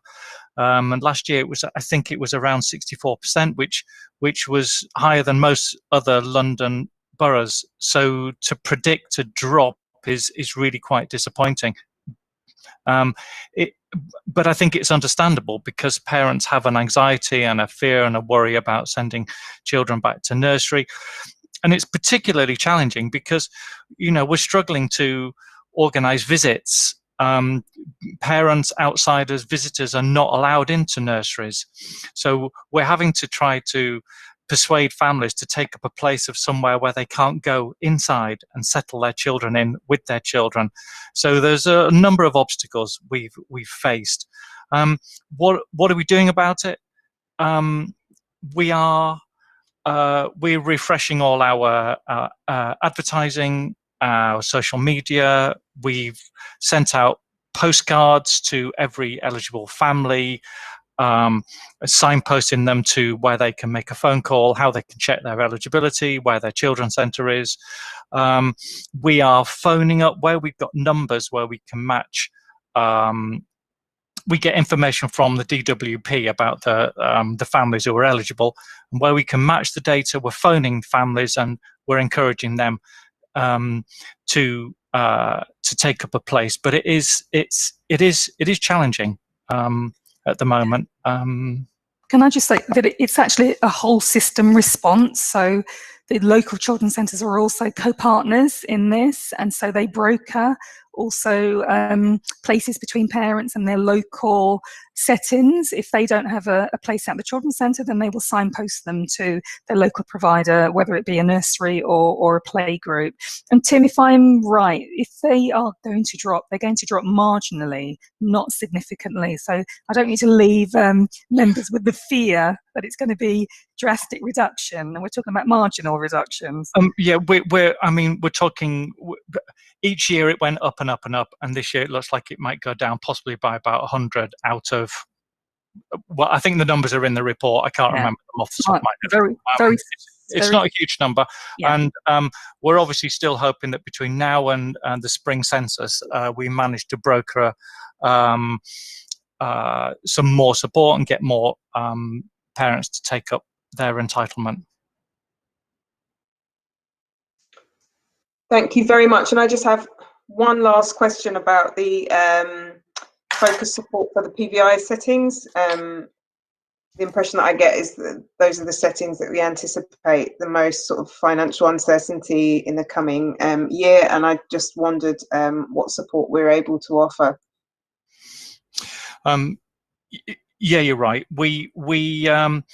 We have regular contact with all our 130 early years providers, so we've got quite a good intelligence around those nurseries, those early years settings which are struggling. We've got a business support officer. The business support officer makes contact and ensures that they can access any of the grants that they're available, that they can apply for, and supports them with business planning. Obviously, the most important thing is children. Is making sure that, you know, if there are no children attending the nursery, then no matter how good they are, they're not going to be financially sustainable. How do they get children? Well, it's by advertising, it's by social media, it's by marketing, it's developing a business plan. So obviously that's the kind of thing our business support officer does to support. Thank you very much, Tim. I think Councillor Woodley and Councillor Gordon, do you just? I don't think you don't have questions. Okay. Thank you very much to those of you that have contributed to this item. This is a standing item in the work programme, so we will come back to this again next year. Thank you all for attending. Now we're going to be moving on to item 7, Cabinet Member question and answer. Thank you. The Cabinet Member for Families, Early Years and Play attends the Commission each year to respond to questions within this portfolio. Rather than examine 3 policy areas, as is normally the case, the Commission has agreed to focus on childhood poverty. In particular, the Commission is keen to explore with the Cabinet Member how COVID-19 has impacted on childhood poverty rates, the local priorities and plans to tackle childhood poverty, and how the Council intends to spend the COVID winter grant to tackle childhood poverty. I would like to welcome Councillor Woodley, the Cabinet Member for Families, Early Years and Play, to the meeting. Councillor Woodley, could you please start by setting out how COVID-19 has impacted on childhood poverty and key elements of the Council's approach to tackling this. And can I ask that you keep this as brief as possible, because we're already running over, so that we can hand over to the Commission for questions. And we'll also have questions before moving on to the COVID-19 winter grant, if that's okay. Yes. So I'll sort of approach the first two yes, together, please. and then we'll move on to the winter grant, no problem. I'm really glad to see that this is on the agenda. It's been on the national agenda as well. I guess that's one sort of good thing to come out of the pandemic, is that we're all finally talking about poverty in childhood. You ask about the impact from COVID-19. We don't really have official data that shows how child poverty has been impacted by COVID-19, but I think when I spoke to you in March, I was already able to share then that we have an estimated 48% of children in poverty in Hackney, and that's once you take into account housing costs. So basically where children are living in households with incomes of up to £14,000. Hackney has the third worst child poverty rates in London after Tower Hamlets and Newham, and child poverty is more common in families where children are younger. So families where the youngest child is aged 4 or under represent 49% of children in poverty, and a total of 77% of children living in poverty live in families where the youngest child is aged 10 or under. In terms of what we're doing about it, I've got reams of information that I really want to share with you, but I'll try and skip through it. I should say that the latest figures of children who have applied for free school meals and been found eligible for them indicates a rise since this time last year, so from 32.2% to 35.2%, and that's an increase in real term numbers of from 777 to 12,064, and that was the total in the October 2020 school census. And nationally, the percentage of pupils known to be eligible for preschool meals has increased across all schools from 15.4% in 2019 to 17.3% in 2020. So in terms of what we're doing, I wanted to touch on the sort of level of safeguarding and support that we provide most significantly in schools, so if children are of school age. And schools obviously remained open for vulnerable children throughout the pandemic and have been open fully since September. Early year settings have also been open through the greater part of this year, as have a number of other key settings, such as adventure playgrounds, although on a more modest scale than usual. And I do want to sort of just take a moment to recognise the incredible commitment of staff throughout this pandemic. And I'm sure everyone in this meeting shares our appreciation for the dedication shown to our children and young people in this difficult year. We've seen attendance averaging over 90%, and this compares to attendance in a usual year of around 94.5%. And understandably, parents are rightly cautious in terms of not sending children to school with coughs and so on. And the majority of absence is linked to that or short-term self-isolation, and special schools have remained open, and that wasn't the case in every borough, I have to say. So really proud of our special school leaders for that. And we've been supporting schools with attendance concerns with additional education staff resource allocated to our First Access and Screening team. You referred to in the question about concerns around Black and minority ethnic communities, which is something we're hugely aware of. We've worked with any anxious families or sectors in the weeks preceding the start of autumn term and have continued in the weeks since. And ethnicity is a key factor in individual risk assessments drawn up by Hackney Health and Safety, and it's certainly been a common topic in the special school meetings I've been in, and I understand in the joint staff forum meetings as well, that the Director of Education, Councillor Bramble, sits on with our unions. As a council, we're working on 3 levels of response, so immediate crisis support, medium term to make sure that families have ongoing support, that they need to tackle the material impacts of poverty, and preventative, which is linked to all our early help work. And of course, you've seen the report from Children and Family Service in the autumn about work we're doing there.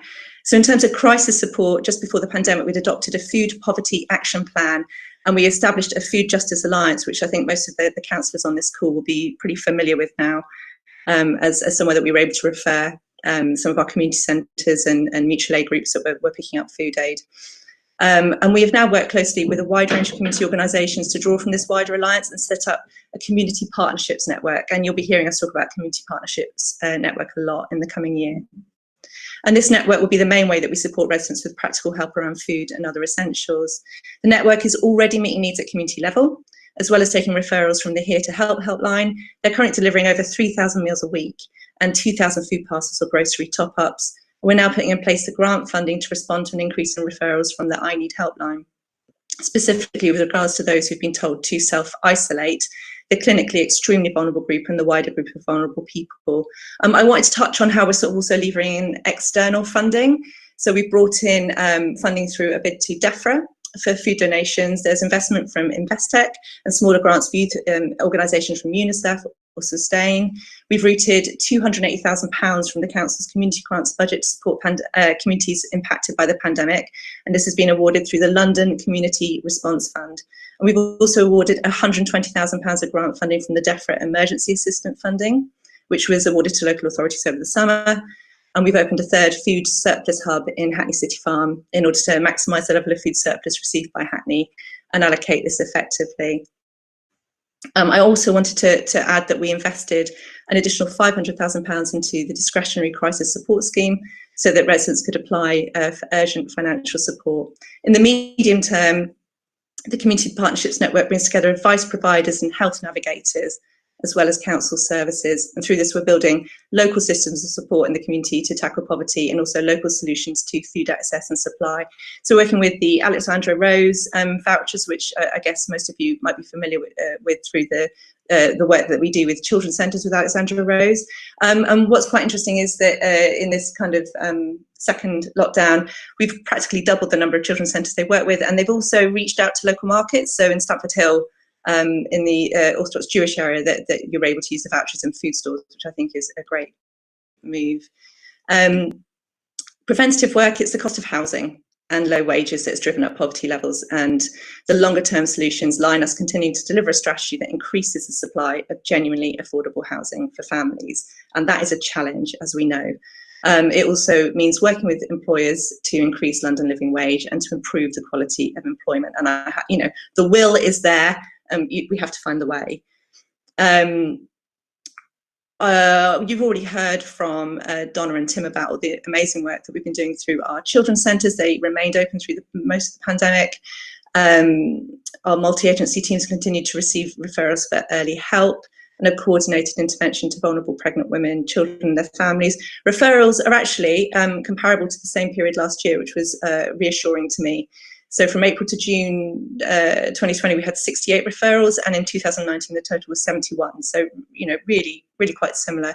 You asked about lone parents, and I'm assured that we are, they're well supported by children's centres. A good percentage of parents using children's centres, childcare, are either in the lower income bands or are accessing their free 15 hours or 30 hours entitlement, which supports take-up of employment for those lone parents. Shall I stop there? Because I realise I'm racing through a lot, and we want time to talk about the winter grant as well.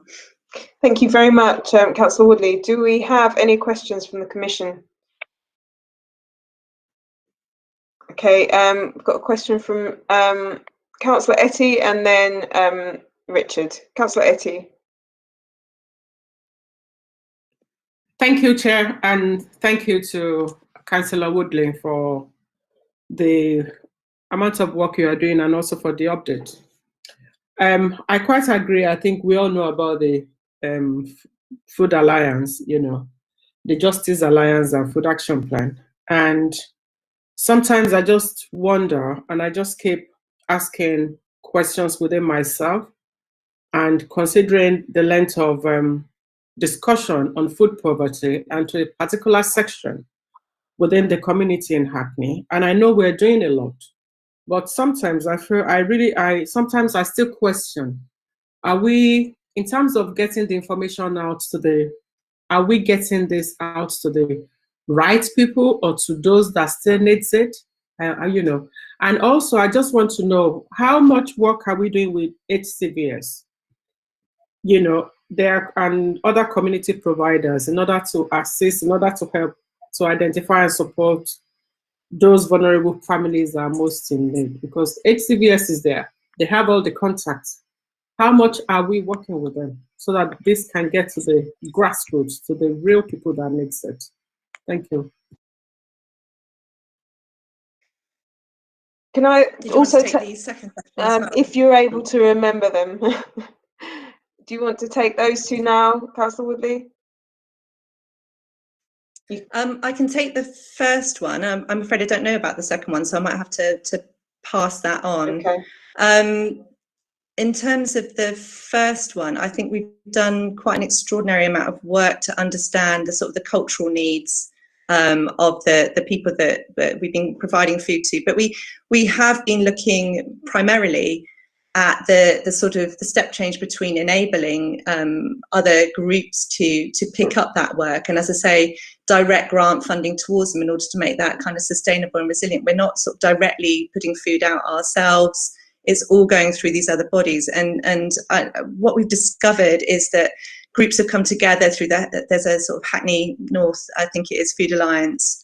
There's a food co-op that's come together. There are a number of groups who have adopted this work and have identified families that perhaps wouldn't have come to the council but would go to them, and that has made for a more sustainable offer, I guess, and that's the work really of the Community Partnerships Network, is to ensure that continues. But sorry, I didn't actually catch the name of the group that you were talking about, Sade, and I apologise for that. But I mean HCVS. I'm talking about HCVS. Oh, HCVS. Yeah, sorry. CVS. Yeah. You know, how are we working? How is the council working with them? You know, so that they can get through to those that really needs it within the community. Yeah, well, so that has come into play. They've become almost like the priority institution, I think, through the pandemic, and it's sort of quite a step change, really. And again, have really where we seeing community halls and hubs take on this work and perhaps give up some of their kind of higher work and putting on programs of activities and taking on sort of food support. They have worked very closely with HCVS. So some of the benefits were early on in terms of ensuring that safeguarding was put in place, that vulnerable families were, I guess, protected, and then ensure, you know, I guess just accommodating those new families that weren't otherwise known to us. So I think they're absolutely the heart of this. But again, perhaps I don't think Sonia's on the call, is she? Because I thought she might join us to speak to this. Annie, did you want to add anything?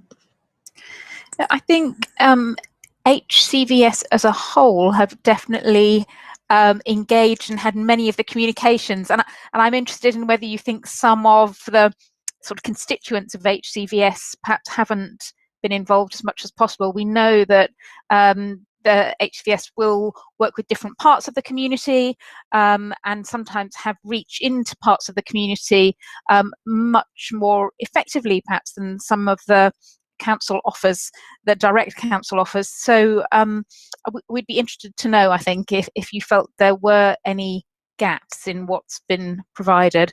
And certainly HCVS and the constituent groups work across the whole borough. They connect up with the children's centres and with a number of other areas. So they're definitely involved, but I know that there are over 90 organisations, I think, so we may not be working with all of them. Thank you very much. We've got a question from Richard now. Evening, colleagues. For those of you who don't know me, I'm the head teacher of the Urswick School, and actually under latest DFE data, the Urswick School has the most disadvantaged cohort of any secondary school in London, which came as a bit of a surprise to me, actually. That's on eligibility for pupil premium grant. And I noticed the comments about the uptake in the increase of applications for free school meals, but I still think there is a substantial group that are entitled to free school meals but not claiming them. Earlier, Tim spoke about social media and all sorts of things being used to actually encourage the uptake of free school meals. He talked about postcards through letterboxes and all the rest of it. There is a poster that promotes free school meals, and there wasn't a poster until quite recently, but there is now. But can I ask what more can be done to encourage families to apply for free school meals? Because all the marvellous work of people like Marcus Rashford and others will be lost on those families if they're not eligible and they don't, if they are eligible and they don't apply, and they won't get vouchers and things for Christmas and support when they're having to self-isolate. So it's absolutely vital that every family that is eligible signs up for free school meals. And I just don't think we're doing enough to promote that. That does actually segue maybe into the winter grant, because there is sort of proactive work being done to ensure that a lot of the focus of that is around food, Richard. But I take your point. I think there is a question of some of the sort of national discussions that I've been listening to. Camden and Leeds had a conversation about child poverty this week, and they had Fair Share on the call, and also some sort of local community hub and food banks. And they were talking about the question of dignity. You know, it's quite difficult with the language we use. We want to identify the vulnerable, we want to help the vulnerable, but you know, who wants to kind of confess to being vulnerable? I mean, I'm a lone parent. I found it absolutely impossible to ask for help. It's okay now, he's 20, but you know, when I actually needed it, there's no way I'd have asked for it. So I think you have to ensure that any offer has dignity absolutely firmly embedded in it. And some of the really nice ideas that were coming out of this call were things like, let's say you have a food offer, ensure that choice remains in that food offer. So we're already tackling that and understanding different cultural needs and identifying different communities, and almost bringing that sort of a sort of sense of community togetherness. And I know schools have been sort of providing hot meals and kind of organising collection of food and delivery of food over and above, you know, the food vouchers that were offered through central government, as have the adventure playgrounds, have all of our settings. But there was also a discussion around if you have a food bank or a food store, that there's almost like a shopping approach, so that you can go and select food, so that you're not just, I don't know if you saw the government packages that we got initially, but I've got memories imprinted in my mind of the mayor holding up huge litres of you know, high sugar concentrated juice and white bread, and there was that kind of question of, well, you know, what is the surplus food and the cheap food, and you know, actually don't our residents deserve better? So I think, you know, maintaining dignity, understanding that it's okay to have help, and finding ways, you know, creative ways actually to tackle that. So the adventure playgrounds just made it great fun. They put stalls outside the front of the adventure playgrounds and brought out their pots. And if kids didn't come, they know where they live. They ran around with them and sort of said, eat this thing, I've made it, enjoy it. And then they might feel more confident to come back the next day. So, you know, I'm point well made, but perhaps I'll touch on it a little bit more in the winter grant, in terms of how we're going to look at that most immediately, Richard, in sort of this Christmas period. I just had one last question for this section, and that is there a current welfare assistance scheme operated by the council, and if so, what are the eligibility criteria and the level of funding available through it, i.e. the budget? So we have the discretionary support grant that I mentioned earlier. I don't know what the full amount is or the take up actually on that. But as I say, last time around it was 500k. So I think it is open at the moment. If Sonia was on the call, she would be able to answer. I don't know, Anne, if you can help. Sorry, Councillor Woodley, I don't even want to guess about that. But yeah. I know there's been particular developments in that, particularly around families with no recourse to free school meals. So it's probably worth getting a written response from Sonia, Councillor Conway. It's a question I asked earlier today, actually, and Sonia did say she would come back on it. So we will come back on it. That would be very, very helpful. Thank you. I'm now wondering, unless any other members have any more questions, I think we'll move on to the COVID-19 winter grant. Okay, so this is the government has announced a £170 million package, this COVID winter grant scheme, to support children and families over the holiday period. And the aim is to give vulnerable households peace of mind in the run-up to Christmas and over the winter months during the pandemic, by helping those who need it to have food on the table and other essentials, so every child will be warm and well fed this winter. So it's quite interesting, that wording, because despite the grant being seen as a response to the Marcus Rashford campaign, there's no reference made to this being about free school meals as such in holidays. 80% of funding is, however, ring-fenced to focus on children and families, and 80% of that same 100%, so I'm not talking about 80-20, I'm saying 80% is for children and families, but also 80% of that pot is to focus on food and utilities. And the grant needs to be spent by the 31st of March. You asked how much, sorry. So in Hackney, we've got 1.1 million of winter grant funding. And I said it might answer a little bit Richard's concern, because we will distribute vouchers, £45 in total, to 2,200 under fives who our children's centres have identified are in need, and to 11,500 children on our free school meal register. And that's working with schools who will be key in supporting administration of the vouchers. The distribution of e-vouchers direct to parents and carers. We use the same Edenred system used during the summer term weeks. And this offer uses approximately 600k of the budget. So I'm thinking perhaps in terms of reaching those people that haven't signed up, or that we're not identifying or finding, that perhaps there'll be some promotion around this winter grant that we can use to sort of exercise interest from those, Richard, and I hope that's the case. With the remaining budget, we're setting up the following to be in place as soon as possible before the Christmas shutdown. So there's a fuel voucher scheme that can take direct referrals, and also referrals from the Here to Helpline, and support through the Community Partnerships Network to cover additional needs from the Christmas shutdown through to January. So they're working with our out of hours provider and two providers that plan to be open over Christmas. Also support to families in the Orthodox Jewish community, so that'll also be through the Community Partnerships Network. And we're also planning a fundraising drive to support organisations over this period, which should help us address those wider needs, again, as touched on by Richard. And that's just been launched, and there are 3 hubs where food can be donated or people can give online. I can post a link in the chat in a second if I don't crash the whole system in the process. And then early in the new year, we will identify how the remaining budget will be utilised. So we're probably an offer for Easter for children with free school meals that complements the holiday activities around then. And then we'll also be signposting to more sustainable supports. This is not viewed as a handout, bringing back that kind of question of dignity, I guess. But we also need to balance this with an expedient approach, because we don't want to risk clawback of unspent funds. We want that money to get out there. And that's it, I think, on the winter grant. Thank you very much for that. I have a question about how will the council identify those eligible for additional support through this funding? I know that you mentioned that the children's centres will be identifying them, but do we know what criteria they'll be using?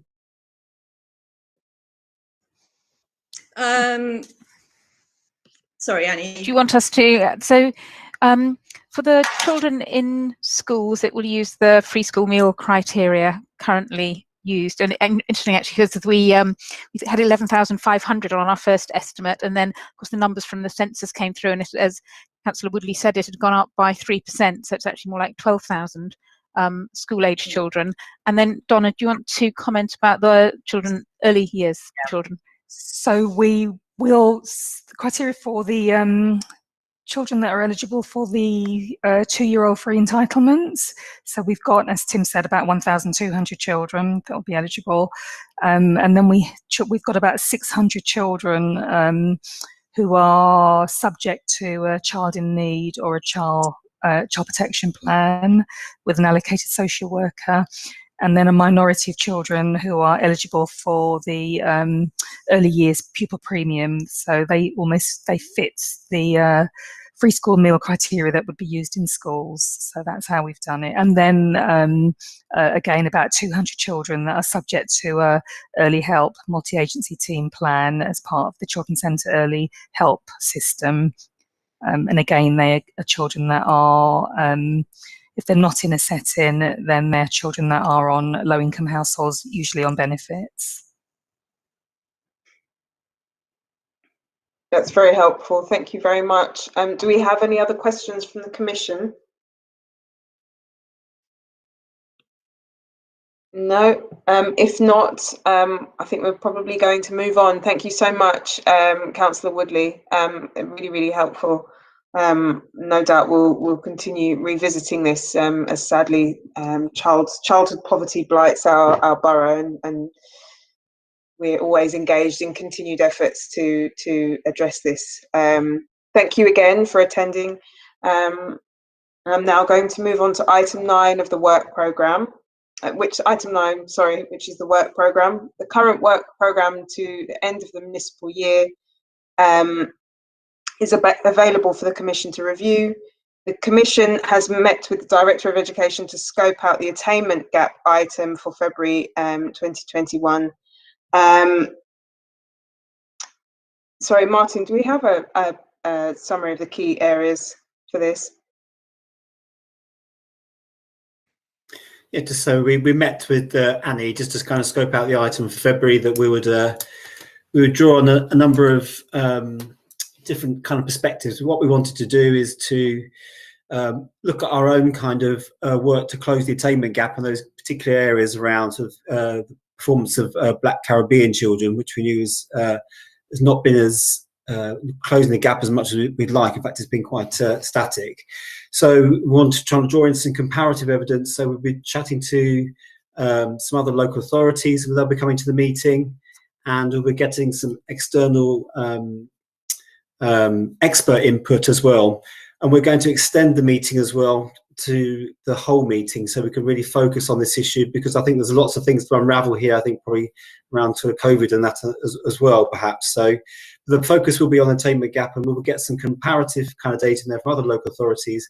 And Annie will kind of document from the education service side about the kind of the strategies that they're working on in terms of trying to close the gap, and bring in the work of the Hackney Schools Group Board as well, which I think is focused on that as well. Thank you very much for that, Martin, and very sorry for putting you on the spot there. Now moving on to item 9 of the agenda, which is minutes of the last meeting. The minutes of the meeting held on the 2nd of November 2020 are available for the Commission to review and agree. Actions, there are a number of actions arising from the last meeting and from the 8th of September meeting, which I would like the Commission to note. Children and Families Service has provided further equalities data and as requested by the Commission, an equalities analysis of children's social care interventions at item 9A, and a breakdown of the ethnicity of managers in Children and Family Service at item 9B. A summary of complaints data received by Children and Family Service for 2019-2020.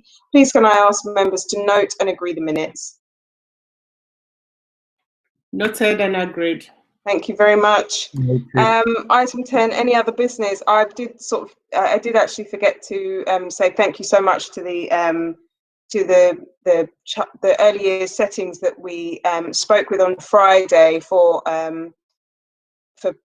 meeting with Councillor Gordon and Martin and I to discuss the challenges that they've faced since the COVID lockdown. It really did bring the issues that we continue to read about to life for us, and helped us to keep our finger on the pulse. So thank you so much to you guys for helping us and meeting with us. Now that's it. Item 10, any other businesses? No other business aside from what I've just said. This is the last meeting before the festive break, so I'd like to wish everyone a pleasant break over the festive period, and I look forward to seeing you all in the new year. The next meeting will be the 12th of January 2021. Thank you, everybody. Merry Christmas, everyone. Merry Christmas. Merry Christmas.